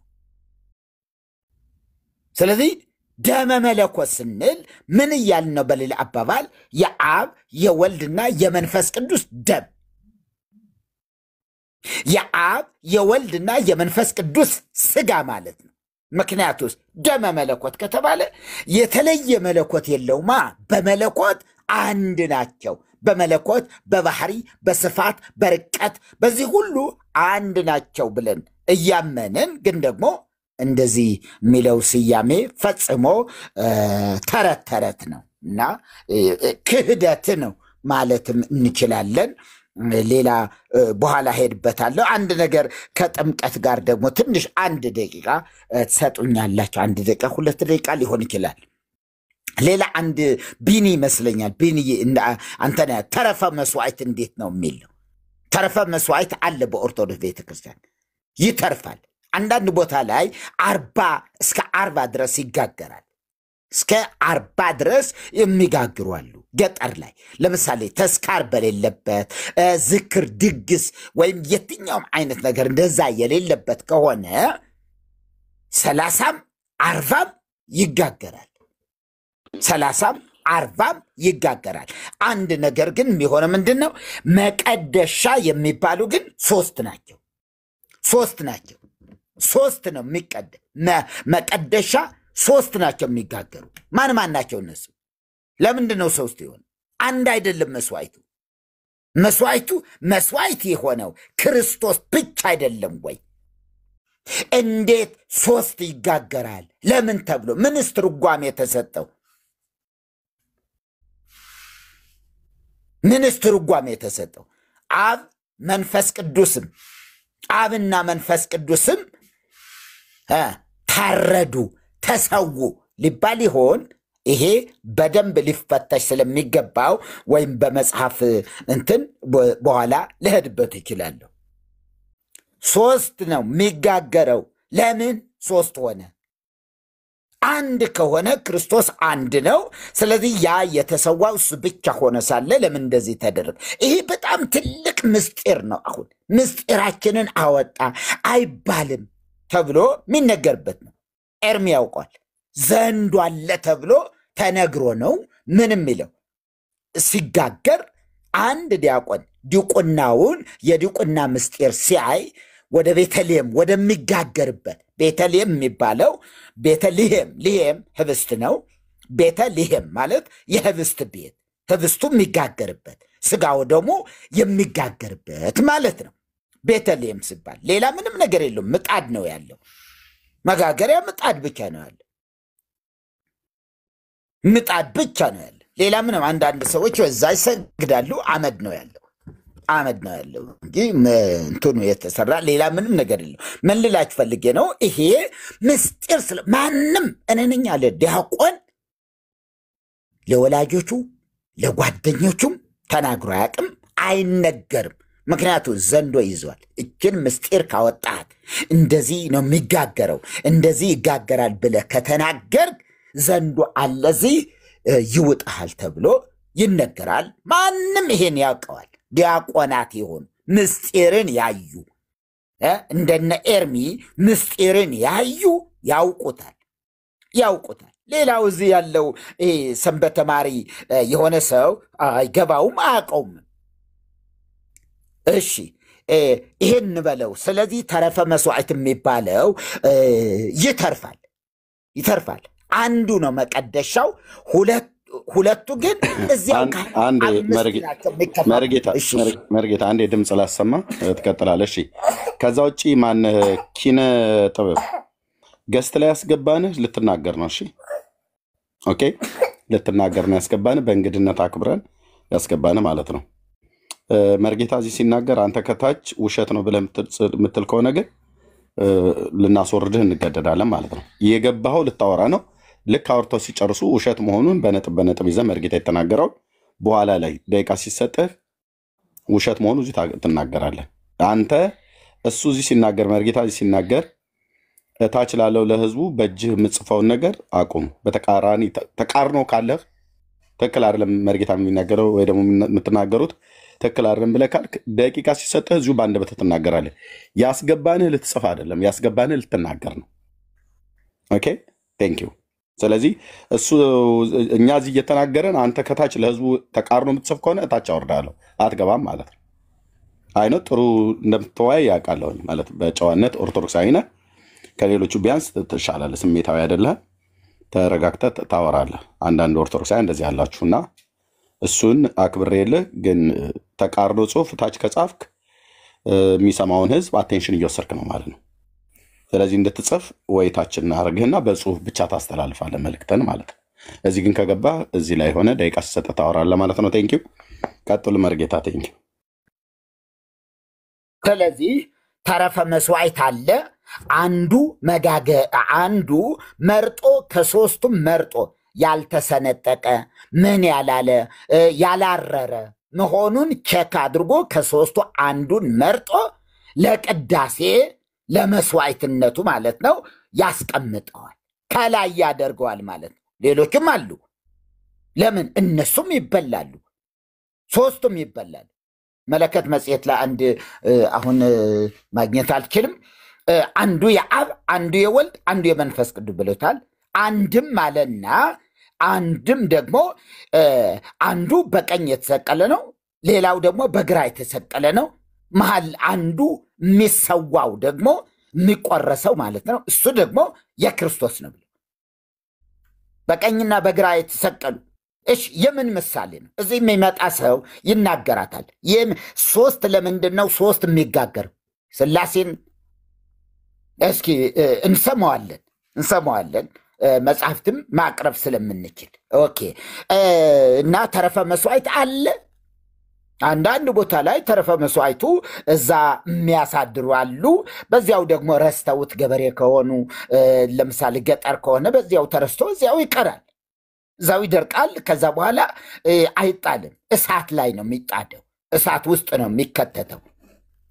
ማንም ቢሆን እዚህ ዲያቆን ነኝ የሚል ካለ የውሸት ዲያቆን ወይም ደግሞ የሰንበት ትምህርት ቤት ዲያቆን ካልሆነ በቀር የሰንበት ትምህርት ቤት ዲያቆናት አሉ። ሰንበት ትምህርት ቤት ናቸው። መቅደስ ውስጥ ያላዩ ምስጢርን ያላዩ አሉ። እነሱ ይሄ አይገባቸውም። ለእነሱ ይሄ ምስጢር ነው። በጣም ትልቅ እንትን ነው። ኤኒዌይ ተረፈ መስዋዕት ነው የያዘኝ አለ። ከመስዋዕቱ ተረፈ መስዋዕት ማለት የተረፋቸው ማለት ነው። አምስቱ ተከፋፍለውት የተረፈ አንዱ መቀደሻ ነው፣ ለሰዎች ይሰጣል። ቆራቢ ከሌለ ያንኑ የቀደሱበትም እዚያው ላይ ቆመው ነው የሚበሉት። ቆመው ነው ያልኳቸው። ከዚያ በኋላ ደግሞ ስርዓተ ማሕሌት ላይ ለምሳሌ ቅኔ እንደዚህ አይነት ነገር ሲኖር ደግሞ ሁለቱን ደግሞ እንደገና ቁጭ ብለው ይበላሉ። አይ ሆዴ ይዝብኛል፣ አንዳንዶቹ ሆዴ እንትን ይለኛል ምናምን የሚሉ ሰዎች ደግሞ ምን ያደርጋሉ? ጓደኛቸውን ይጠራሉ፣ ሄዶ ይቆነጥጠዋል። ሲቆነጥጠው በምስራቅ በኩል ባለው በር ይገባና መቅደስ ውስጥ ገብቶ የሱን ድርሻ ይበላለታል። ሁሉም እምቢ ካሉት ምን ያደርገዋል? ምን ያደርገዋል? እንደሱ ነው የሚሆነው። ተረፈ መስዋዕት ማለት እንደዚህ ነው። ሌላ ጥምቀትን አንድ ነገር ጠቅሼልህ፣ ጥምቀትን በተመለከተ አንደኛ መጽሐፍ ቅዱሳዊ አለመሆኑን ማወቅ አለብን። መጽሐፍ ቅዱሳዊ አይደለም። የት መጽሐፍ ቅዱስ ውስጥ ያለውን ጥምቀት አይደለም። የሕፃናት ጥምቀት አለ፣ የመካነ ኢየሱስ ጥምቀት አለ። ምናልባትም አንድ የጠየቅኳቸው ምስጢረ ጥምቀት የሚለው መጽሐፌን በምጽፍበት ጊዜ ስለ ጥምቀት ብዙ ነገር ብዙ ሰዎችም ጠይቄያለሁ። የተለያየ ቦታ ላይም ለመጠየቅ ሞክሬያለሁ። ካቶሊክ ጋር እንደዚህ ሁሉም ጋር ጠይቄያለሁ። እና ጉለሌ ሲኖዶስ የሚባላል የካቶሊክ እንትን እዚያ ይቅርታ የመካነ ኢየሱስ እዛ ይጠይቋቸዋል። ከ8 ቀን በላይ ጀምሮ ማጥመቅ ይቻላል። ሰውየው እንዳመ በአመትም ሊሆን ይችላል። ቃል በቃል የተነገረኝን ነው የጻፍኩት እና መጽሐፍም ደግሞ የጻፉ ሰው ናቸው። እዚህ ስማቸውን እንትን አልልም፣ ግን 8 ቀን ላይ ነው እንትን ምንድነው ሊጠመቅ የማይችለው ማይጠመቀው ከ8 ቀን በታች አይጠመቅም። ከዚያ በላይ ግን በ10ኛውም ቀን ቢሆን በ20 ቀን ቢሆን በ30 ቢሆን በ40 ይሁን በየትኛውም ጊዜ በአመቱም ይሁን በ5 ወርም ይሁን ኮመን የሆነ እንደ ኦርቶዶክስ ወንድ በ40 ሴት በ80 የሚል የላቸውም። ባለቤቱ ወላጅ እንዳመጣው ነው የሚቀበሉት እንጂ የግድ በዚህ ቀን ማምጣት አለባቸው የሚል ግዴታ እንደሌለበት ነው የነገሩኝ። እንደዚህ አይነት አለ። ወደ ኦርቶዶክስ ቤተክርስቲያን እንምጣ። በመጽሐፍ ቅዱስ እንመዝነው ስንል አንደኛ የክርስትና አባት ወይም የክርስትና እናት ግዴታ ነው። ሰምታችሁን ከሆነ ግዴታ ነው። ይህን ከሌለስ ድሃ ሆና የልጇን እናት የልጇ እናት ወይም አባት የሚሆን ሰው ካጣችስ ለታቦት ትሰጣለች። ታቦቱ ይይዘዋል ማለት ነው። ለታቦተ ገብርኤል ከሆነ ቤተክርስቲያኑ ለገብርኤል ሰጥቸዋለሁ። የክርስትና አባቱ ማን ነው ቢባል ገብርኤል፣ ወይም ሚካኤል ከሆነ ሚካኤል፣ ጊዮርጊስ ከሆነ ደግሞ ጊዮርጊስ። ታቦቷ ማርያም ከሆነች ደግሞ ወንድ እንኳ ቢሆን ኧረ ድርብ ታቦት እንዲው ሌላ የለም እንደ ድርብ ታቦት ይባላል። ምክንያቱስ የወንድ ለወንድ ማርያም እንትን ልትሆን አትችልምና እንደዚህ አይነት ሁሉ አለበት። ግዴታ ነው ማለት ነው። የክርስትና አባት ወይም የክርስትና እናት ከሌለ እንዳልኳችሁ ለታቦት ታቦት በሌለበት ስፍራ ደግሞ ጥምቀቱ የማይከናወን መሆኑ አንዱ መጽሐፍ ቅዱሳዊ ያሰኘዋል። ከመጽሐፍ ቅዱስ የተወረሰ እንዳይደለ፣ የአባቶች ስርዓትን የተመለከተ እንዳይደለ፣ የማን ብቻ የኢትዮጵያ ብቻ ኢትዮጵያ የበቀለ ስርዓት ነው። ኢትዮጵያ ብቻ የበቀለ ስርዓት ነው። የትም ዓለም የትኛውም እህት አብያተ ክርስቲያናትም የማይፈጸም ነው፣ አይፈጸምም። ስለዚህ ታቦት በሌለበት የማይፈጸም ከሆነ መጽሐፍ ቅዱስ ውስጥ ልንጠቅስ አንችልም። መጽሐፍ ቅዱሳዊ ነው ልንለውም አንችልም። ሌላው መጽሐፈ ክርስትና የሚባል መጽሐፍ ካልተነበበ ጥምቀቱ ጥምቀት አይሆንም፣ ጥምቀት አይባልም። እሱን መጽሐፈ ክርስትና ግብረ ሕማማት እና ሌሎች እንደዛ ልኬልሃለሁ፣ ኤርምዬ ልኬልሃለሁ፣ ለዳኒ ሰጥቼዋለሁ። እንግዲህ ለብሩኬ ሰጥተዋል። ብሩኬ ላይቭ ላይ ስለነበረ ነው እንደዛ የሆነው እና ልኬልሃለሁ። የኔ ነገረ ክርስቶስም አግኝቼልህ እሷንም አንድ ፍሬ እንደዛ ልኬልሃለሁ። እሺ ወደዚህ ልምጣና መጽሐፈ ክርስትና የሚባል መጽሐፍ ካልተነበበ አይሆንም፣ አይደረግም። አንድ እንደገና ሜሮን የሚባል ዘይት ከሌለ ምናልባት ካህኑ ቄሰ ገበዙ አጋጣሚ ሆኖ ሜሮኑ ያለበትን እንትን እዛ ዘግተው ቆልፈውት ሄደው ቢሆን መጽሐፉን ካወጡ በኋላ ሜሮኑን ረስተው ቢሆን አይከናወንም፣ ይቀራል፣ ይታጎላል። ምክንያቱም ጥምቀቱ ጥምቀት የሚያሰኘው ሜሮን የሚባለው ቅብአ ዘይት ስለሆነ ሌላው ስጋ ወደሙ ግዴታ መዘጋጀት አለበት። ግዴታ ነው። በጥምቀት ሰዓት ግዴታ ነው። አለ ወይ መጽሐፍ ቅዱስ? መጽሐፍ ቅዱስ አለ ወይ? ሰዎች እንደተጠመቁ ወዲያውን የጌታ እራት በጊዜው በዚያው ቀን መፈጸም አለበት የሚል ሕግ ወይም ቀኖና አለ ወይ ብንል የለም፣ አናገኝም። ግንስ ስጋው ደግሞ ተዘጋጀ። እሺ የ40 ቀን ሕፃን ነው። ስጋውን ይበላል ወይ ደሙንስ ይጠጣል ወይ ሲባል አይሆንም። ይሄም እሺ ቀስላለሁ። እሺ አይሆንም። ይሄም ቢሆን አይሆንም። ደሙ ይጠጣል እንዴ? ዘቢቡ አይጠጣውም። ምንድን ነው የሚያደርገው ታዲያ? የምናደርገው ነገር ስለሆነ ነው የምነግራችሁ። ጣቱን ይነክራል። ጣቱን ይነክርና ከንፈሮቹን ያስነካል። ምኑ? የሕፃኑ የ80 ቀንም ትውል። ስጋው ግን አይሰጥም። ስጋው ግን የስጋው ምሳሌ የሆነ ዳቦው ለማለት ፈልጌ ዳቦው አይሰጥም፣ ያንቋላ እና ስለዚህ ድራማ ነገር ነው ማለት ነው። ድራማ ነው የሚሆነው። ያልተቀበለውን ተቀበለ ተብሎ ሸፋፍነው ይዘውት ይሄዳሉ። ሸፋፍነው ይዘውት ይሄዳሉ። ማንኛውም ሰው ተሸፋፍኖ ይሄዳል። ምች እንዳይመታው፣ ጋኔን እንዳይመታው ብረት ይይዛል፣ ቢላዋ ይዛል። ሽንት ቤት ሲሄድ ደግሞ ሰው አብሮ ይሄዳል። አለበለዚያ ጋኔን ይመታዋል። ምን ስለተቀበለ? ስጋ ወደሙ በመቀበሉ ምክንያት ጠባቂ አልባየ ጥበቃ ያስፈልገዋል።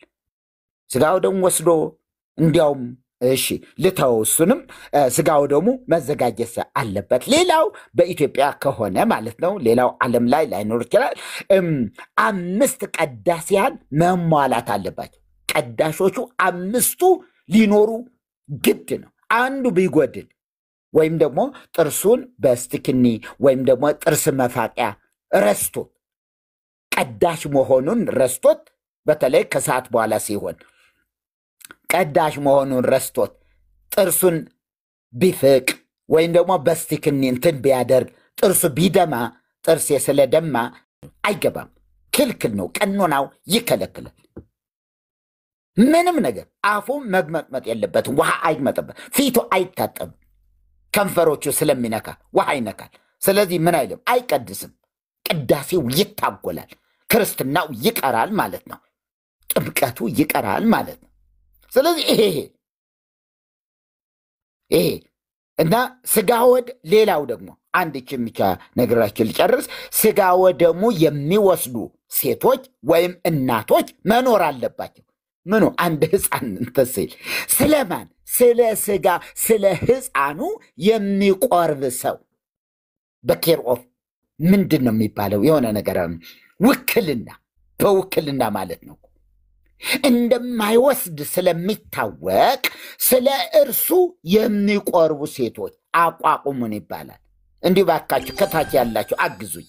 አቋቁሙን ይባላል። ታውቃላችሁ አይደል? እስኪ የምታውቁ ሰዎች ካላችሁ አቋቁሙን የሚል አለ። ከዛስ እሙሃዮች የሆኑ ቆራቢ የሆኑ ሴቶች ይሄዳሉ፣ እዚያ ይቆማሉ፣ ይቆርባሉ። እነዛ ሰዎች ይቆርባሉ። በማን ፈንታ ነው? በሕፃኑ። ለምን አልወሰድማ? አይወስድማ። እንዲሁ ለምስሉ ብቻ ከንፈሩን ያስነኩበታል ያን ከደሙ እንጂ ሌላው ስጋው ስለማይወስድ ስለ እርሱ የሚቆርቡ ሴቶች ይፈለጋሉ ማለት። ይሄ ግዴታ ይሆነ። ሌላኛው የመጨረሻው ምንም እንኳን በስላሴ ስም ቢጠመቅም በአብ በወልድ በመንፈስ ቅዱስም ቢጠመቅም ዕለቱ ማርያም ከሆነች ወለተ ማርያም ነው የሚባል። የማርያም ባሪያ ማለት ነው። ዓመተ ማርያም የማርያም ባሪያ። ወለተ ማርያም የማርያም ልጅ፣ ዓመተ ማርያም ደግሞ የማርያም ባሪያ ትባላለች። ምን አመጣው ይሄ? መጽሐፍ ቅዱሳዊ ነው። ለማርያም ተላልፎ መሰጠቱ ከየት እየተገኘ ስርዓት ነው? ገብርኤል ከሆነ ደግሞ ወልደ ገብርኤል፣ ወልደ ገብርኤል፣ ኃይለ ገብርኤል። አያችሁ እንዲህ ይባል። ኃይለ ሚካኤል፣ ገብረ ሚካኤል። ቀኑ ተመድቦ ዛሬ ምንድን ነው ቀኑ? ገበሬ ሆኖ ወይም ደግሞ በጣም ደካማ ቄስ ሆኖ ዛሬ ምንድን ነው እኔ እንጃ ቀኑን አላወቅኩትም ቢል ዲያቆናትም አብረው እኔም አላውቀውም ዛሬ ምን እንደሆነ ቢል ምን ይባላል? ወልደ ጻድቃን፣ ገብረ ጻድቃን። የትኛው ጻድቅ አይታወቅም። ብቻ ግን አንድ ጻድቅ ስለሚኖር በዚች ዕለት አንድ ጻድቅ ይኖራሉ። ስለዚህ ምን ይባላል? ገብረ ጻድቅ ወልደ ሰማዕት። አያችሁ፣ ገብረ ሰማዕት ወልደ ሰማዕት። የትኛው ሰማዕት? አንድ ሰማዕት ይኖራል ዛሬ በግምት። እንዲህ ተብሎ ለሰዎች ለፍጡራን ለሙታን ተላልፎ የሚሰጥበት በመሆኑ ከመጽሐፍ ቅዱስ ጋር ማዋሃድ መጽሐፍ ቅዱሳዊ ለማድረግ መሞከር ውርደት ነው። የሰማነውን በእዝነ ልቦናችን ያሳድርብን። ተባረኩ።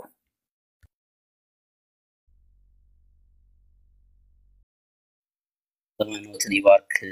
መሪ ቤካ ያለ አብሩክ ያለው እሺ፣ ለአንተ ድል ሰላም በል ብትለውን ደግሞ በዛው አያይዘህ ማለት ይችላል። እሺ ብሩኬ ቴንክ ሶ ማች። እሺ ሁላችሁንም ሰላም ብያለሁ። ኤርሚያ እንደ ከስራ ያላችሁ ወንድሞቼ ከእግዚአብሔር ከአባታችን ከጌታም ከኢየሱስ ክርስቶስ ጸጋና ሰላም ለእናንተ ይሁን። እኔ እንኳን ከሁለት ደቂቃ በላይ መሄድ አልፈልግም፣ ማውራት አልፈልግም። እስፔሻሊ በሰሞነኛው ጉዳይ ላይ ትንሽ ማለት እፈልጋለሁ። በተለይ ቲክቶክ ላይ ያሉት ሉተራውያንን ብሎ የሚሉ ግለሰቦች እኔ ምዕመናን ናቸው ብዬም ስለማልጠራ መጥራት ስለማልፈልግ ግለሰቦች አይ ቲንክ ሁላችሁም እንደምታውቁት አቴንሽን ሲከሮች ናቸው እና በቃ እንደምንም ተብሎ ስለነሱ እንዲወራ እንዲነሳ ምናምን ነገር ይፈልጋሉና that's why ዝም ብሎ እየመጡ ማይሆን ነገር እየነኩ እንዲወራ ያደረጉት ብዬ አስባለሁ። እነኚህ ግለሰቦች ምድር ላይ ባለችው ቤተክርስቲያን አይ ቲንክ አባልም የሆኑ አይመስለኝም። ይታወቃል ስለሚታወቅ ማለት ነው። አባልም የሆኑ አይመስለኝም እና ስለነሱ ኃላፊነት ወስዶ የሚጠይቅ አካልም ያላቸው አይመስለኝም። መጋቢም ያላቸው አይመስለኝም። ስለዚህ መጋቢ ያላቸው ማለት በቃ ዝም ብለው በራስ ፈቃድ የሚኖሩ ግለሰቦች አይ ቲንክ በዚህ ልክ አቴንሽን ሰጥቷቸው መወራት አለበት ብዬ እኔ አላስብም። የኤርሚን ቀን ብንጠብቅ ደስ ይለኛል። በተለይ ከዋናው ከሄድ ኦፊስ ጋር ያለውን ቀጠሮ ከጨረሰ በኋላ በዚህ ጉዳይ ላይ የነሱን እምነት ካረጋገጠ በኋላ በጣም ቢሄድበት ጥሩ ነው ብዬ አስባለሁ። ሰው እነኚህ አቴንሽን ሲከሮች ስለነሱ እንዲወራ የሚፈልጉ ግለሰቦች ሰው የነሱን ነገር ወይም የነሱን ዓላማ ወይም የነሱን ፍላጎት ማስፈጸማችን ትክክል ነው ብዬም ስለማላስብ ነውና ግን በጣም ሞር በዚህ ጉዳይ ላይ ስትሮንግሊ ላይክ ማውራት አለብን ብዬ ማሰበው ኤርሚ ካወራቸው ከነሱ ጋር ከተመካከረ ወይም ደግሞ የተወሰነች ስብሰባ ካደረገ በኋላ የነሱ ፊድባክ ሰምቶ then ከዛ በኋላ ሞር ጉዳዩ ላይ ትኩረት ሰጥቶበት በሙሉ ኃይል ቢወራ ብዬ እላለሁ። ለምን ከተባለ እነኚህ ቲክቶክ ላይ ብቻ ነው የሚኖሩት፣ የቲክቶክ ላይ ነዋሪዎች ናቸው። አንዳንዶች እስትረሶቻቸው ምናምን ነገር ሪሊቭ ለማድረግ ነው የሚመጡትና በእያንዳንዱ ጉዳይ በቃ ስማቸው እንዲነሳ እንደዚህ እኮ ተባለ፣ እንደዚህ እኮ እንትና እኮ እንትን ኤኬሊት እኮ ምናምን ነገር እንደዚህ እኮ አለች መባል ስለሚፈልጉ ምንም ነገር ከማድረግ ወደ አይሉም። ነገ ተመቶ ደግሞ ሜቢ ሃይማኖታቸውንም ቀይሮ እስላምም ሆኖ ሊመጡ ይችላሉ። ቢኮዝ እነሱ አልቲሜት ጎላቸው በቃ መወያያ ርዕስ መሆን ስለሆነ ማለት ነውና እነዚህ ምንም እዚህ ገባ ለማይባሉ ሰዎች ጊዜ ሰጥቶ ማውራቱ ብዙም ጥቅም አለው ብዬ እኔ አላስብም፣ እንደ ሐሳብ ማለት ነው። ግን ከ3 ቀን በኋላ የኤርሚን ፊድባክ ከሰማን በኋላ እንሄድበታለን ብዬ አስባለሁ። ሌላው ነገር ደግሞ ምናልባት ይህንንም እምነት ሀፈበሳቸው ደስ ይላል ዘሙያ እውነትሽ ነው። ሌላው ነገር ደግሞ ያው ሁላችንም እንደምናውቀው ጌታችን ኢየሱስ ክርስቶስ 2 አዲስ ስርዓቶችን ሰርቶ ለቤተክርስቲያን ሰጥቷል። እሱም ጥምቀትና የጌታ እራት ነው። ዋንስ ኤላይፍ ነው የሚፈጸመው ጥምቀት። የጌታ እራት ደግሞ እንደ የቤተክርስቲያናቱ ይለያያል። አንዳንዶች ኤቭሪ ዊክ ያደርጋሉ፣ አንዳንዶች ደግሞ በአመት 4ቴ፣ አንዳንዶች በአመት 12ቴም 3ቴም የሚያደርጉ አሉ። አሁን ለሉትራውያን ስፔሻሊ በጌታ እራት ወይም ደግሞ በህብስቱና በወይኑ የዘላለም ህይወት ይገኛል ብሎ የሚያምኑ ከሆነ ቅድም ብሩኬ ምንድነው መንገድ ላይ ወጣችሁ ህብስትና ወይኑን ይዛችሁ በሉ እንግዲህ ለእስላሞች የሰጣችሁ በዛ መንገድ የዓለም ሕይወት ማግኘት እንደሚችሉ ንገሯቸው አልክ። ያስለከነ ግን ደግሞ ምን አይነት ጥያቄ ላይ መሰለ ብሩኬ፣ የዘላለም ሕይወት በወይኑና በህብስቱ ከሆነ ኦኬ የሚገኘው ወይ ደግሞ ይገኛል ብሎ የሚያምኑ ለምሳሌ በየሳምንቱ ይወስዳሉ። በየሳምንቱ ነው የዘላለም ሕይወት የሚያገኙት። በየሳምንቱ ምናልባትም በወር አንዴ ከሆነ በወር አንዴ ሲወስዱ ነው የዘላለም ሕይወት የሚያገኙት። ቀድሞ ነው አልነበራቸውም? ኦኬ እንደዚህ አይነት ጥያቄ ያስነሳል። ስለዚህ እነኚህ ሰዎች በመዳናቸው ራሱ እርግጠኞች አይደሉም ማለት ነው። ዴሊ ለመዳን ያን ነገር የሚወስዱ ከሆነ የዘላለም ሕይወት በህብስቱና በወይኑ በኩል እንደሚያገኙ የሚያምኑ ከሆነ በጎች አይደሉም ማለት ነው። ስለዚህ የዘላለም ሕይወት ዋስትና እነሱ ጋር ቼክ ሲደረግ እርግጠኞች አይደሉም ማለት ነው። ስለዚህ እኛ ወንጌል እንሰብካቸዋለን ወንጌል ዳኑ ብለን የምስራችሁን ነግራቸዋለን። ስለዚህ እነሱም አልዳኑም ከሚሉት ወይም ደግሞ አልዳኑም ብለን ከምንፈርጃቸው ወይም ምንድነው የሆነ ቦታ ላይ ካስቀምጣቸው ወገኖች ጋር አንድ ላይ ቀላቅለን ወንጌል እንሰብካቸዋለን ማለት ነው። ግን ጌታችን ኢየሱስ ክርስቶስ በዮሐንስ ወንጌል ምዕራፍ 10 ቁጥር 27 እና 28 29 ላይ እንደዚህ ያለ በጎቼ ድምፄን ይሰማሉ፣ እኔም አውቃቸዋለሁ፣ እነሱም ይከተሉኛል። እኔ የዘላለም ሕይወት እሰጣቸዋለሁ፣ ከቶ አይጠፉም፣ ከእጄ ሊነጥቃችሁ የሚችል ማንም የለም። እነርሱን የሰጠኝ አባቴ ከሁሉ ይበልጣል፣ ከአባቴ እጅ ማንም ሊነጥቃችሁ አይችልም። እኛ የዘላለም ሕይወት የተቀበልነው በክርስቶስ ኢየሱስ አምነን ነው። የሰጠን ደግሞ የሆነ ኦንና ኦፍ የሚሆን አይነት የዘላለም ሕይወት አይደለም። ልክ ህብስቱን ስትወስድ ወይኑን ምናምን ደን የዘላለም ሕይወት ታገኛለህ፣ ሳትወስድ ስቀር ምናምን ነገር የሚጠፋ አይደለም። እኛ በጎች ነን። በጎች ከሆንክ ደግሞ በዘላለም ሕይወት ዋስትና ምንም ጥርጣሬ በአንተ ውስጥ ሊፈጠር አይችልም ማለት ነው። አለቅ አይችልም። ስለዚህ እኛ በጎች ነን። በዘላለም ሕይወት ምንም አይነት ጥርጣሬ የለንም። ድንገት እንጠፋለን ወይ ድንገት ወይም ከእጁ ሊነጥቀን የሚችል ነገር አለ ብለን እንደው ምናምን ብለን እንደው በፍርሃትና በመንቀጥቀጥ እንትን የምንለው ጉዳይ አይደለም። እርግጠኛ ባልሆነ የክርስትና ሕይወት ዓለም ውስጥ ደግሞ አይደለም ያለ ነው። እርግጠኛ በሆን ነው አሁን እንኳን በእግዚአብሔር በላይ በሰማይ ከክርስቶስ ጋር እንደተሰወርን እናምናለን። ስለዚህ የህብስቱን በተወሰደ ጊዜ ወይኑን በተወሰደ ጊዜ ከሆነ የዘላለም ሕይወት የሚገኘው ስንት ጊዜ ነው የሚድኑት? ስለዚህ እነሱ እንደዳኑ እርግጠኞች አይደሉም ማለት ነው። ምንድን ነው የሚሆነው? በጎች እንዲሆኑ በጎች የሚሆኑበትን የምስራች ወንጌል እነግራቸዋለን ማለት ነው። ይህን ስላችሁ ሉትራያንን ብሎ የሚሉ አንዳንድ ሰዎች በተለይ ማን ነው ብላስፈሚው ዳዊት ብላስፈሚው ዳዊት እና እንደውም ከዛሬ ጀምሮ ብላስፈሚው ዳዊት እያላችሁ ጥሩት፣ የኛ ብላስፈሚ ማለት ነው። እና ኤርሚያ መሬት ላይ ያለችውን የሉትራያንና መካነ ኢየሱስን ካወራቸው በኋላ በዚህ ጉዳይ ላይ ሞር እንገባበታለን ተስፋ አደርጋለሁ። ግን እዚህ ቲክታክ ላይ ውርውር የሚሉ ግለሰቦች፣ በጣም ግለሰቦች፣ አንዳንዶች ምንም በቃ ተጠያቂ አካል የላቸውም። መሬት ላይ ባለችዋ ምንም ህብረት አያደርጉ የመጡ ስትረሳቸውን ነው የሚተነፍሱት። በቃ ስትረሳቸውን ሪዝ የሚያደርጉትና መነጋገሪያ መሆን ለሚፈልጉት ለእነሱ ግን ቦታና ጊዜ ተሰጥቶ መወራት አለበት ብዬ እኔ አላምንም። ግለሰቡ መነጋገሪያ መሆን ይፈልጋል። መነጋገሪያ አድርገን ካመጣ ነው የሆነች ሴት መነጋገሪያ መሆን ትፈልጋች፣ መነጋገሪያ አድርገን እንትን ምንድነው ካመጣናት ወችስ ተሳክቶላታል። በቃ ተሳክቶለታል። የሚፈልጉት ይህን ነው። በቃ አከበርናቸው ብዬ ነው የማምነውና በዚህ ልክ ባናከብራቸው፣ በዚህ ልክ ቦታ ባንሰጣቸውና ከኤርሚ ፊድባክ በኋላ ብንሄድ ጥሩ ነው። ብሩኬ ተባረክ። ዶክመንትን ካየን በኋላ እንግዲህ እንደሚሆን ይሆናል። ተባረኩ። ቴንክ ዩ ወንድምነት ቤካዬ፣ ጸጋ ይብዛላችሁ ወንድሞች፣ ትቀጥላላችሁ። እነዚህን አባቶች ዛሬ ጠዋት ላይ ልደውላቸው አስባለሁ። ዛሬ ጠዋት ላይ እንደ ኦኬ፣ ለኔ ዛሬ ነው። በእናንተ በኢትዮጵያ ነገር ነገ ጠዋት ላይ ማለት ነው። አሁን ለሊት ስለሆነ ነገ ጠዋት ላይ እደውላቸዋለሁ፣ ለሁለቱም ፕሬዝዳንቶች ማለት ነው። የወንጌል መምሪያ ተልኮ የኢትዮጵያ ወንጌላዊት መካነ ኢየሱስ ሄድ ኦፊስ ቄስ ዶክተር ማናቸው ማንሌሊሳ እና ዶክተር ዮናስ በአብያተ ክርስቲያናት እዛ ውስጥ ያሉት መሪው አጭሩ ማለት ነው። ሁለቱንም ነው የምጠይቀው። ግን በቤተ ክርስቲያን ውስጥ አሁን ስሙን የማልገልጠው መግለጥም የማልፈልገው ስሜን አትግለጥ ብሏል። አከብርለታለሁ።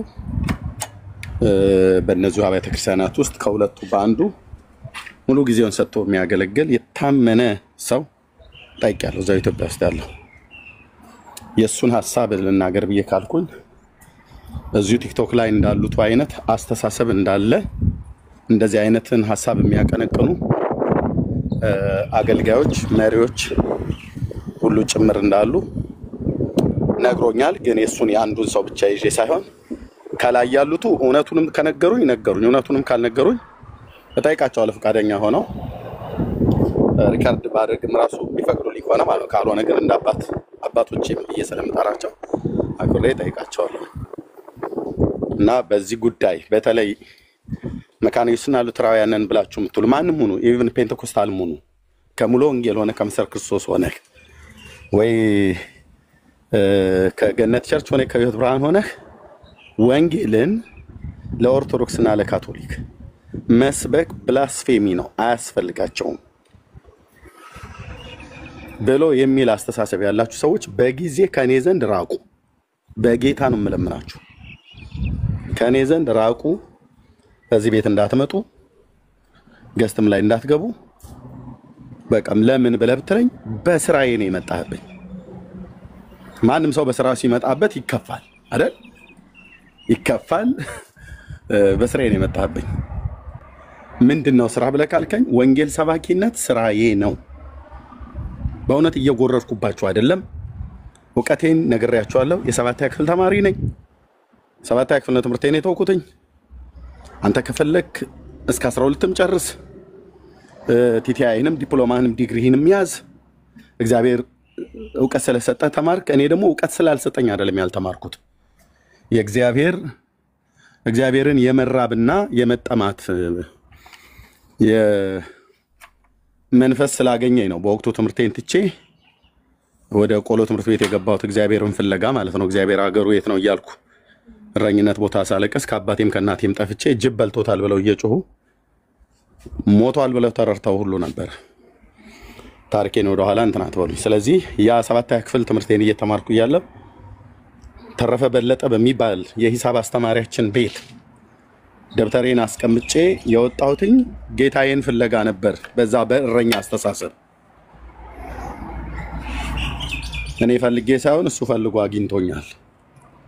ፍለጋዬም ከንቱ አልቀረም እንጂ ዝም ብዬ ደደብ ቢጤ ስለሆንኩ እንዳይመስልህ። ቢያንስ ሌላ እንኳን ቢቀር ጂኦግራፊና ታሪክ፣ ሂስቶሪና ጂኦግራፊ አሁንም ጭምር ላስተምርህ እችላለሁ የምታነሳቸው ካሉ ማለት ነው።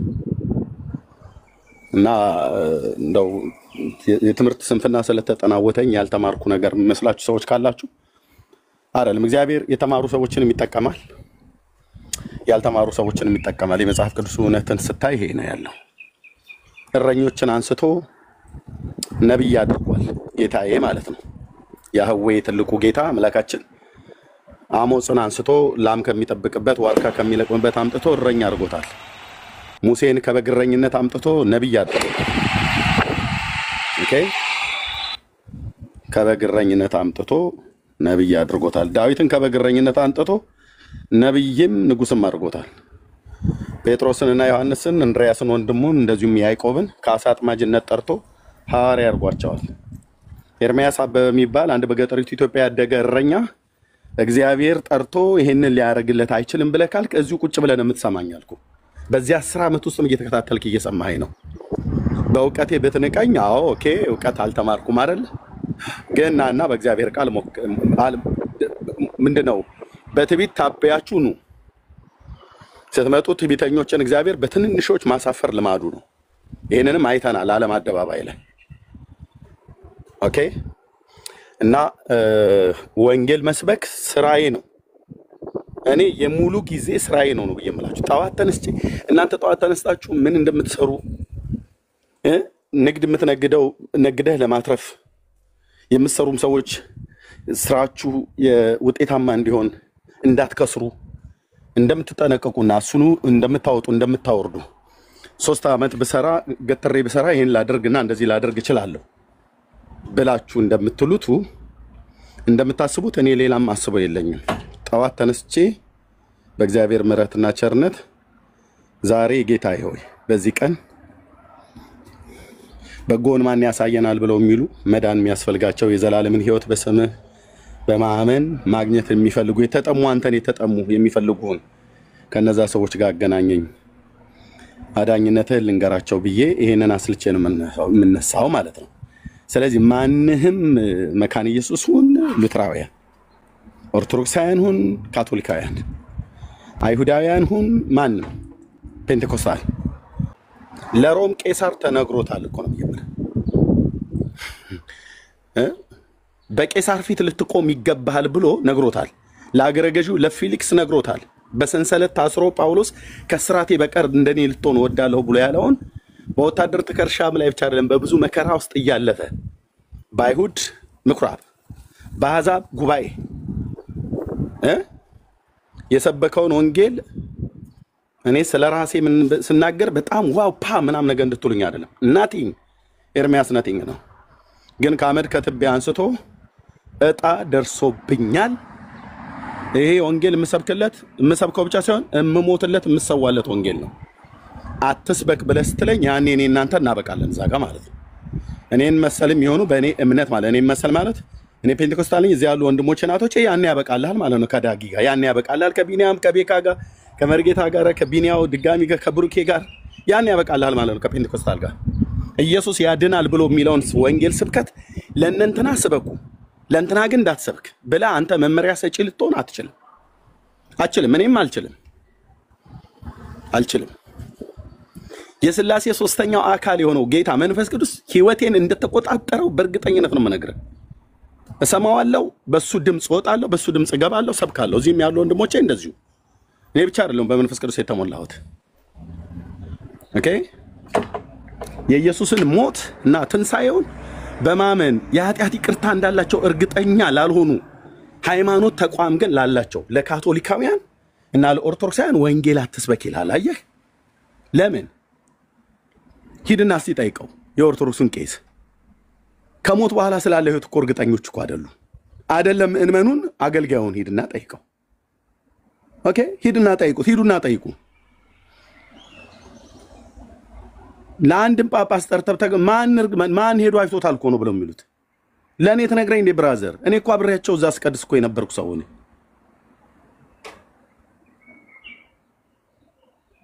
እርግጠኞች እኮ አይደሉም። ኦርቶዶክሳውያን ወገኖችን እስቲ ጠይቃቸው። እናትን እስቲ ጠይቃት። እዚህ የምትለፋለፈው ወንድም ሂድና አባትን እስቲ ጠይቀው። ቢሞቱ የት ነው የሚገቡት እስኪ በላቸው። ሲሆን ነው ገነት ብሎ እኔ አላቅም መድኃኔዓለም ነው የሚያውቀው ነው የሚሉት። አያውቁም። አየህ ወንጌሉና መልእክታቱ ግን የተጻፈው ለምንድን ነው? የዘላለም ሕይወት እንዳላችሁ ታውቁ ዘንድ በእግዚአብሔር ልጅ ስም ለምታምኑ ይሄን ጽፌላችኋለሁ አይደል ብሎ ያለው ቅዱስ ጳውሎስ ቅዱስ ዮሐንስ በመልእክቱ ላይ ምዕራፍ 5 ቁጥር 13 ምን የዘላለም ሕይወት እንዳላችሁ ታውቁ ዘንድ በእግዚአብሔር ልጅ ስም ለምታምኑ ይሄን ጽፌላችኋለሁ ይላል። ሐዋርያቱ የጻፉት ለካ በእግዚአብሔር ልጅ ስም አምነን የዘላለም ሕይወት እንዳለን እርግጠኛ የሚያደርገንን ወንጌል ነው ማለት ነው። እርግጠኛ ሆነው እርግጠኛ የሚያደርገንን ወንጌል ነው የሰበኩት። ይሄን ወንጌል እኔ ፊት ሽባ አታደርገውም አልኩ። በኔ ሬሳ ላይ በኔ መቃብር ላይ ቆመህ አንተ ሬሳ ማነው ሽባ ልታደርገው ትችላለህ። ያውም ደግሞ አንተ ሽባ አደርገዋለሁ ብለህ ስትል ሽባ ያደርጋል የአምላኬ የእግዚአብሔር መንፈስ ማለት ነው። በልጁ ሞት የተመሰረተን ወንጌል ለፕሮቴስታንቱ አትስበክ፣ ለሉተራውያኑ ስበክላቸው፣ ለኦርቶዶክስ ግን አትንካ፣ ለካቶሊክ ግን ኢትስ ኦኬ። እንዲህ ብለህ የምትከፋፍለው ሰውዬ አደብ ያዙ አልኳችሁ። ጌታ ኢየሱስ ምስክር ነው። በዚህ በወንጌል ላይ ብትነሱ ይመታሃል አልኩ። የእግዚአብሔር መልአክ ሁሉ ጭምር ሳይቀር ሄሮድስ ለእግዚአብሔር ቃል ክብር ስላልሰጠ ነው ጳውሎስ የሚናገረውን ይቃወም ነበር። የእግዚአብሔር መልአክ መታው ይላል፣ በትል ተበልቶ ሞተም ይላል። አዲስ ኪዳን ላይ ነው የሆነው። እስቲ ወንጌል አትስበክ ብለህ የልጁን ሞት፣ የልጁን ትንሣኤ፣ የልጁን አዳኝነት የእግዚአብሔር አብ ልጅ ሞቱንና ትንሣኤውን ሸፍናችሁ ጋርዱ ብለህ አንተ ምን ልታወራ ነው ታዲያ? ወተህ ምን ልታወራ ነው አንተ? መካነ ኢየሱስ ነኝ ብለህ ያልከው ሰውዬ ምን ልታወራ ነው አንተ? ፔንቴኮስታል ነኝ ብለህ ያልከው ሰውዬ እንደ ኤርሚያስ ቆይ እኛ አሁን ጌታን ባናግ ምን ልታደርግ ነው የመጣው? ዳጊ እዚህ ቤካ ምን ልትፈጥር ነው የመጣው? ኢየሱስን ማሰብክ ከሆነ ቢኒያው መርጌታ ምን ልናደርግ ነው የተሰበሰብነው እዚህ? ታዲያ ብሩኬስ ብትሆን ማናችንም ብንሆን ኤርሚያስስ አንተስ ብትሆን ምን ልታደርግ ነው የመጣው? ኢየሱስን ማንሰብክ ከሆነ በቃ ወሬ ልናወራን የተሰበሰብነው ማለት ነው። እኛ ደግሞ ወሬ አናወራም። በእያንዳንዱ ቀን አንደበታችን ሲከፈት የእርሱን በጎነትና አዳኝነት ልንመሰክር የተመረጥን የንጉሥ ካህናት ቅዱስ ሕዝብ ለርስቱ የተለየን ወገን ነን። 4 ነጥብ።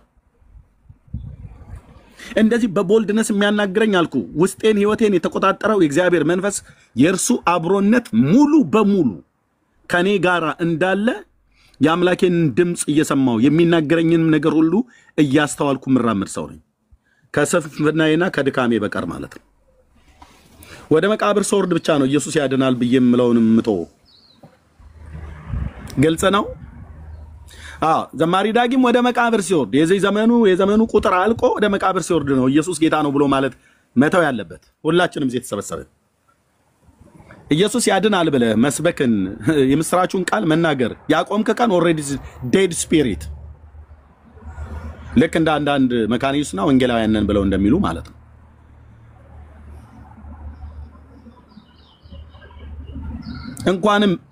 እንኳንም በእንደኛ አይነት አብያተ ክርስቲያናት በእውነት ስርዓት ውስጥ አላደኩ ብዬ እንድል አታድርጉ። ስንት ማክብራቸው እግዚአብሔር ሰዎች አሉ። አብያተ ክርስቲያናቱ የሚሉትን ዛሬ ይደውላሉ። በእኔ በኋላ ላይ ማለት ነው። በእኔ በኋላ ላይ በኢትዮጵያ ጠዋት ላይ ሁለቱም ፕሬዝዳንቶች ጋር ደውላሉ።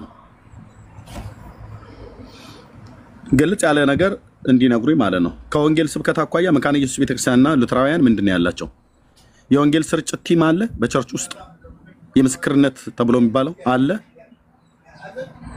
እኔ ባለሁባት በነበርኩባትም የኢትዮጵያ ጉባኤ እግዚአብሔር ቤተክርስቲያን አሴምብሊ ቸርች አለ። በዛ ቤተክርስቲያን ውስጥ እኔ በነበርኩበት ጊዜ የዛ የአገልግሎቱ ቲም የማክሰኞ ላይ ያለው ሰኞና ማክሰኞ ነበር የወንጌል ስርጭት። የማክሰኞ ላይ ያለው 75 የምስክርነት አገልጋዮች እኔ ሊደር ሆኜ እመራቸው ነበር። ጉባኤ እግዚአብሔር ቤተክርስቲያን ሂዱና ጠይቁ። 6 ኪሎ አጥቤ የወንጌል ስርጭት ሊደር ነበርኩ። የሰኞ ላይ አሁን እነ ፓስተር ስንሸት የካውንስል ውስጥ መሪ የሆነችው እህት ማለት ነው። ፓስተር ስንሸት እሷ ሰኞ ላይ ነበረች። እነ ሚኒሊክ ነበሩ፣ አሁን ፓስተር ሆነዋል። እነ ዮናስ ነበሩ፣ እነ ቡሊ፣ እነ ፓስተር ቡሊ አሁን ጀርመን አለ። ይሄው ስም እየጠራው ማለት ነው ነገር አታምታታም ስለምን ይጋ እኔ ደግሞ የ27ኛ ዙር ደቀ መዝሙር ተማሪ ነኝ። ሲጨርስ ወንጌላዊ ስንታይ ተስፋ ያቋቋመው እኔና ብርሃኑ ቆርቾ ማለት ነው። በቅንፍ ስሙ ቆርቾ የሚባለው አሁን ፓስተር ነው። ትልቅ በጤና ቢሮ ነው ምናምን ነገር ላይ አሁን ይሰራል። ፓስተር ነው። እኔና እሱ እኔ ዋና ሆኜ እሱ ከኔ ቀጥሎ ስንታየው አደራይቶን ወንጌላዊ ስንታየው አደራይቶ 75 የወንጌል ስርጭት ቲም በኢትዮጵያ ጉባኤ እግዚአብሔር 6 ኪሎ አጥቢያ ግብጽ ኤምባሲ ጋር ያለው ጋር እዛ ሲያገለግል የነበረ ሰው ነው። እዚያው መጥቶ የሚያወራ አጭርና ግልጽ ይሰማል። ስፍራ ያለኝ አድራሻ የለኝ ከየት እንደመጣው ከኦርቶዶክስ ቤተክርስቲያን መጥቼ ጉባኤ እግዚአብሔር ቤተክርስቲያን ገብቼ ተምሬ ፔንቴኮስታል ናት ልክ እንደነ ሙሉ ወንጌል ማለት ነው የኔዋ ቤተክርስቲያን። ኦኬ በወንጌል ስርጭት በጣም ነው የምናምነው። ወንጌል ለፍጥረት ሁሉ ይሰበኩ ብሎ የሚል ነው።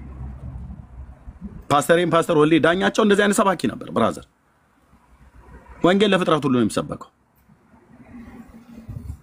ነገርኩ እኮ ይሄ ዝም ብሎ ተቀላቅሎ ለመጣ አንዳንድ ፔንቴኮስታል ነኝ ብሎ የሚል ቸርች ቁጭ ብሎ ሃሌሉያ ብሎ የሚል የዘላለም ሕይወት እንዳለው ግን እርግጠኛ ለማይሆን ይሄ ሰውዬ የዘመኑ ቁጥር በከንቱ ከሚያልቅ እዚሁ ስሬ አጠገቤ ተቀምጦ ነገ በገሃነም ከሚጣል ካወቅኩት ነግረዋለሁ። አንተ ሰው ሙሉ ወንጌል መመላለስ አይደለም ዋናው ቁም ነገሩ። በእግዚአብሔር ልጅ ላይ ያለ እምነት ምንድነው ብዬ ጠይቀዋለሁ። መሰረተ ክርስቶስ ቤተክርስቲያን መመላለሱ አይደለም ዋናው ቁም ነገሩ። ጉባኤ እግዚአብሔር ቤተክርስቲያን ፊት ለፊት ላይ መቀመጥ አይደለም። ከነዘማሪ ዳጊና ከነዘማሪ መስፍን ጋር መዘመሩ አይደለም።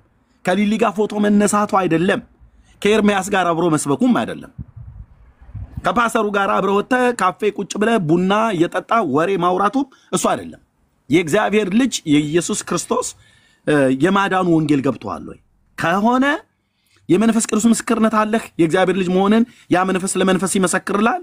አዎ እንደዛ ያ መንፈስ ለመንፈሳችን የእግዚአብሔር ልጆች መሆናችንን የመሰከረልንን ያ የእግዚአብሔር መንፈስ ምስክርነት እኔ እናንተ ያለንን ያህል በጣም ብዙ ሰው በሃይማኖት ቤት ውስጥ ሆኖ የመንፈስ ቅዱስ ምስክርነት የሌላቸው ስለ ዘላለም ሕይወት እርግጠኛ ያልሆኑ የእግዚአብሔር ልጅ ነው ተብለው ቢባሉ እርግጠኞች የማይሆኑ ስንት ሃይማኖተኛ አለ። ሃይማኖተኛ መካነ ኢየሱስ፣ ሃይማኖተኛ ሉተራውያን፣ ሃይማኖተኛ ኦርቶዶክስ፣ ሃይማኖተኛ ካቶሊክ፣ ሃይማኖተኛ ጴንጤም ሁሉ አለ። አየህ፣ ይህንን ዳራ ይዤ ወንጌል መስበክ አለብኝ። ተልክ ያለሁና 4 ነጥብ ተልክ ያለሁና ሰብካለሁ። ተልከዋልና ወንድሞቼ እዚህ ሰብካሉ። የሱን በጎነት ልንናገር ነው እዚህ ተሰብሰቡ። ቢንያም ሁለቱ ቢንያሞች ውጡና ስበኩ ብሎ ሚል የተገለጠ ድምጽ መስማት አይጠበቅብህም። የምሕረቱ ከፍቅር በስተቀር የምሕረቱ ባለዕዳዎች ነን። ምሮኛል ወዶኛልና አዳነኝ ብለህ የመስበክ ግዴታ አለብህ። ቢንያም የለንደኑ ግዴታ ሳይ ወፌ ቆመች ተብሎ ተጨብጭቦለት አይደለም።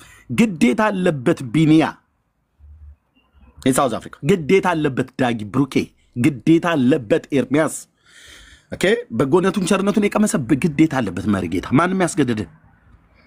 ኦኬ ፍቅሩና ምሕረቱ የሰው መጥፋት አያሳዝናችሁም እንዴ? ሰው እኮ ነው እየሞተ ያለው። ሰው እኮ ነው ወደ ሲኦል እየገባ ያለው። ሰው ነው ወደ ሲኦል እየገባ ያለው። እርግጠኛ ሃይማኖት አላቸው የዘላለም ሕይወት እንዳላቸው ግን እርግጠኞች አይደሉም። ለዚህ ትውልድ ወንጌል አይሰብክም እንዴ? ፈዛዛ ለሆንከው ለፔንቴኮስታሉ ለአንተ ሁሉ ሰብካለሁ አልኩ። እንሰብካለን። አይኔ ሙሉ ወንጌል የተወለድኩት ማንኪነታ ሚታርግ ሙሉ ወንጌል የተወለድኩት ብለህ ብትለኝ ጉዳይ ነው። እናትህ መድረኩ ላይ አመጣ ለምን አትወልድህም? ቀጠና 2 ጉባኤው በተሰበሰበበት መጣቸው ድንገት መጥቶ እዛው ለምን ፑልፑይቱ ላይ አትወለድም? እንኳንም ተወለድክ እሰይ እንኳን ደህና መጣ ወደዚህ ዓለም ጌታ ይባረክ። እዛው ለጌታ መሰጠት የሚባል አለ። ተጸልዮልሃል እና አድገህ ታዲያ አንተ ዝም ብለህ ጥፍርህን አሳድገህ መጥተህ ወንጌል አትስበኩ ልትለን ነው እንዴ? ሙሉ ወንጌል ቤተክርስቲያን መድረክ ላይ ለምን ሙሉ ወንጌል ላይ ያደግኩት ተወልጃለሁ ብለህ ብትለኝ እናትህ መድረኩ ላይ አመጣው ይወለዱ እዛው ለአምልኮ መጥተው መጣቸው ድንገት መጥተው ቢወልዱ እንኳን እና ምን ይጠበስ? ወንጌል አትስበኩ ነው የምትለን? ዳራ ሲዛለሁ አልኩ። አይኔ በጌታ ቤት ነው ያደግኩት ይለኛል። በጌታ ቤት ካደግ በጌታ ቤት በጌታ ዕውቀት አላደገም። በጌታ ቤት ዝም ብሎ በስጋ ነው ያደገው። ጤሙን እየከረከመ ዝም ብሎ ነው ያደገው። በጌታ ቤት ነው ያደግኩት። በጌታ ቤት ያደገ ሰው ስለ ጌታ አትስበኩ ይላል እንዴ? ኧረ ተፋታኝ በመድኃኒዓለም መንፈሴን አታበሳጨው ነው ብዬ የምልህ። በጌታ ቤት ያደገ ሰው ያሳደገውን ጌታ ያዳነውን ጌታ በጎነቱን አትናገሩ ተብሎ ይባላል። ለእንትና ተናገሩ ለእንትና አትናገሩ ብላስፌሚ ነው ምናምን ነገር።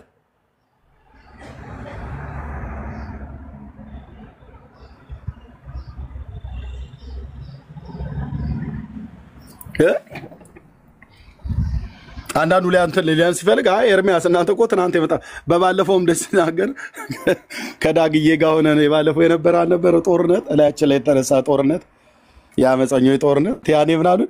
አንተ ደብተራ ሰውዬ እዛው ተመለስና አስማትህን ስራ አሉ። አልመለስም እና እዚህ ልታቃጥለ ለምን እርድብን አትልም? በጽድቅ ቃል ይሁን እንጂ አነድሃለሁ አልኩ። ተመለስ እዛ ሂድ ከዚህ እዛው ሂድና ደብተርና አንቀጥል አላሉኝም። ተጋፈጥ እንጂ የምን ሂድ ነው? ያኔ ተጋፈጥነ በጽድቅ ጉዳይ ነው። ፎቶአችንን እኔ ዳጊሻን እንደ ሴት አድርገው ሰሩን። ወይዛዝርት አድርገው ወይዘሮ እማሆይ ወይዘሮ ዳጊ ወይዘሮ ኤርሚያስ የፈለክ ሌላ የለም ሌላ ስም የለህም ወይ? እሱን ቀጣጥል፣ እሱን ለጣጠፍ። የጠየቅነው በጽድቅ ነው፣ የሚያሸንፈው ጽድቅ ነው። ወንድሞችን እናከብራለን፣ እንወዳለን። አሁንም እንደዛ እያሉ ነው። እዚህ ሊበጠብጠን መጣ። ለምን አምሳለሁ አልኩ። ዋናው ብቻ ወንጌል ብለህ ከነካ እኔ ዝም ብዬ በጥባጭ አይደለሁኝ። ወንጌልን ከነካ አልኩ እኮ ወር ሙሉ የምትታመስበትን የቤት ስራ ንምሰጥህ ምን ክፉ ቃል ሳይሆን እውነቷን ፍርጥ አድርጌ ነግሬ ማለት ነው። አትጠራጠረኝ አልኩ። እግዚአብሔር ምስክሬ ነው። እውነቷን ፍርጥ አድርጌ ነግርሃለሁ። እውነቱ ፍርጥ ሲል ምን ማለት ነው? ለደነዘዘና ለተኛ ሉተራውያንና መካነ ኢየሱስ ሁሉ ጭምር ወንጌል እንሰብካለን። አይ እነሱን እንትን ብለህ ኖ ኖ ኖ ኖ ኖ ኖ የደነዘዘ ነው ያልኩህ። ሁሉንም አብያተ ክርስቲያናት ሆነ አላልኩም። ከፍ ሳረግልህ እኔ ከኢትዮጵያ ጉባኤ እግዚአብሔር ነው የወጣሁትኝ። ኦኬ መሰረቴ ይዛ ነው ከወንጌላውያን ፔንቴኮስታል ነው። በኢትዮጵያ ወንጌላውያን አብያተ ክርስቲያናት ውስጥ ቶፕ ትልቅ ቤተክርስቲያን ነች። ዳጊና ቡርኪያው ሙሉ ወንጌል ናቸው። እሲ ወንጌል አይታ አትስበክ ይበል ዳጊ። እኔ ቀጥታ ወደ ዳጊ ይዞራለሁ ማለት ነው። ዳጊ ሲያውን እኔ ያልል ብይበል ቀጥታ ወደ እኔ ነው የሚዞረው ቀጥታ።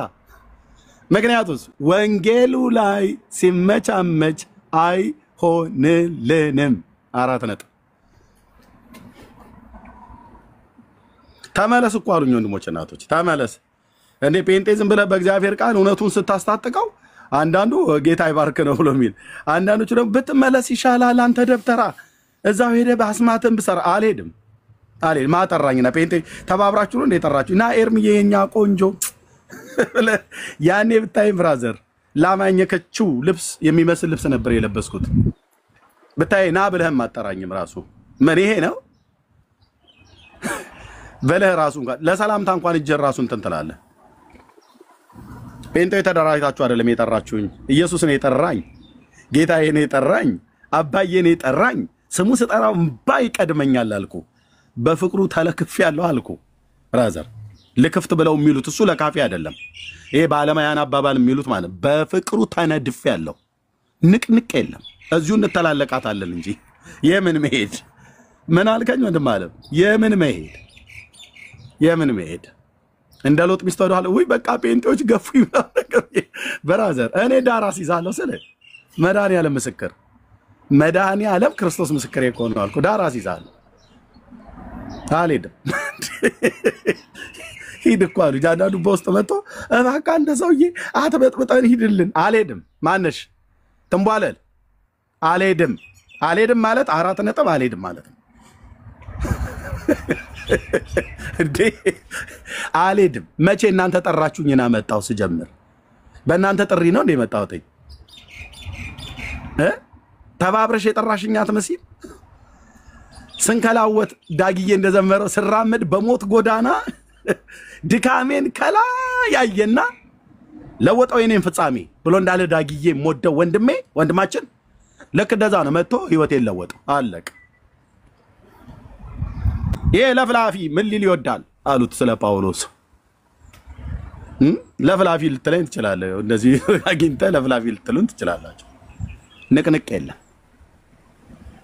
እዚሁ ተያይዘን ነው አልኩ እኮ። የምናልቅም ከሆነ እዚሁ ተያይዘን ነው የምናልቀው። እኔ ጴንጤዎች ሁሉ ከፉብኝ። በባለፈውም ፎቶዬን ዘቅዝቀው ሰደቡኝ። ከዘማሪ ዳጊ ጋር አንዴ ሴት አንዴ ወንድ አንዴ ጭራቅ እያደረጉ ፎቶዬ እንደዚህ አድርገው። በጣም የሚያሳዝን ህዝብ ነው ይሄ ህዝብ። ምን አይነት ክፉ ዘመን መጣ ግን ዳጊ። እኔ በቃኝ ነገርዬ ልመለስ። አንቺ ነው ይኸውልሽ እኔ በቃኝ ብለሽ የምትመልሽበት ጋለ ጓዳ ነው የምከትሽ። አዎ እነ ወይዘሮ ጥዶ ዘለል ማለት ነው። የኛ ቤቶች ጥዶ ዘለሎች። የጴንጤ ጥዶ ዘለል እንዴት ያስጠላል።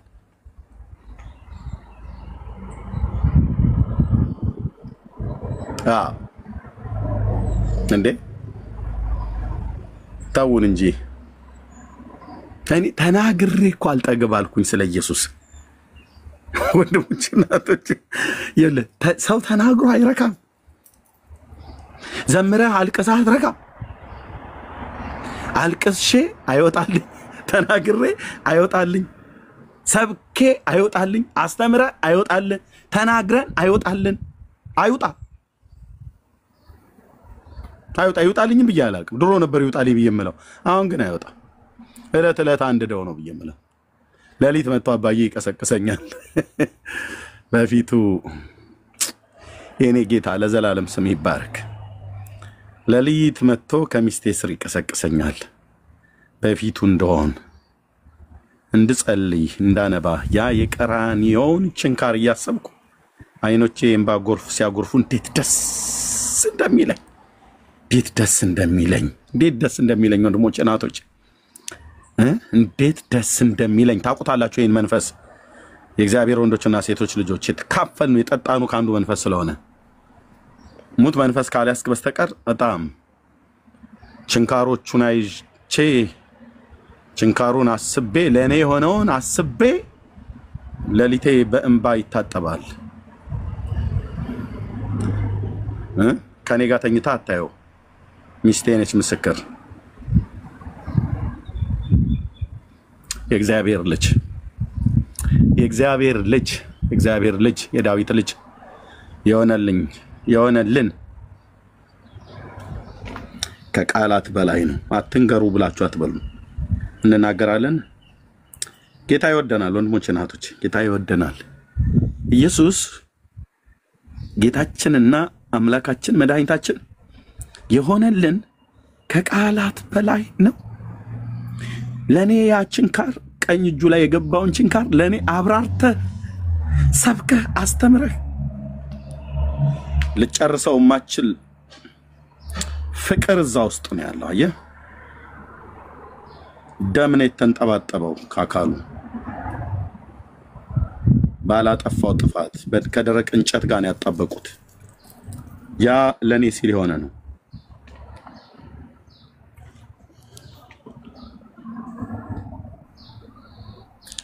የወደደኝን ጌታ ይወዳል የሰው ልጅ ብዬ ላልሰማው አሰማለሁ።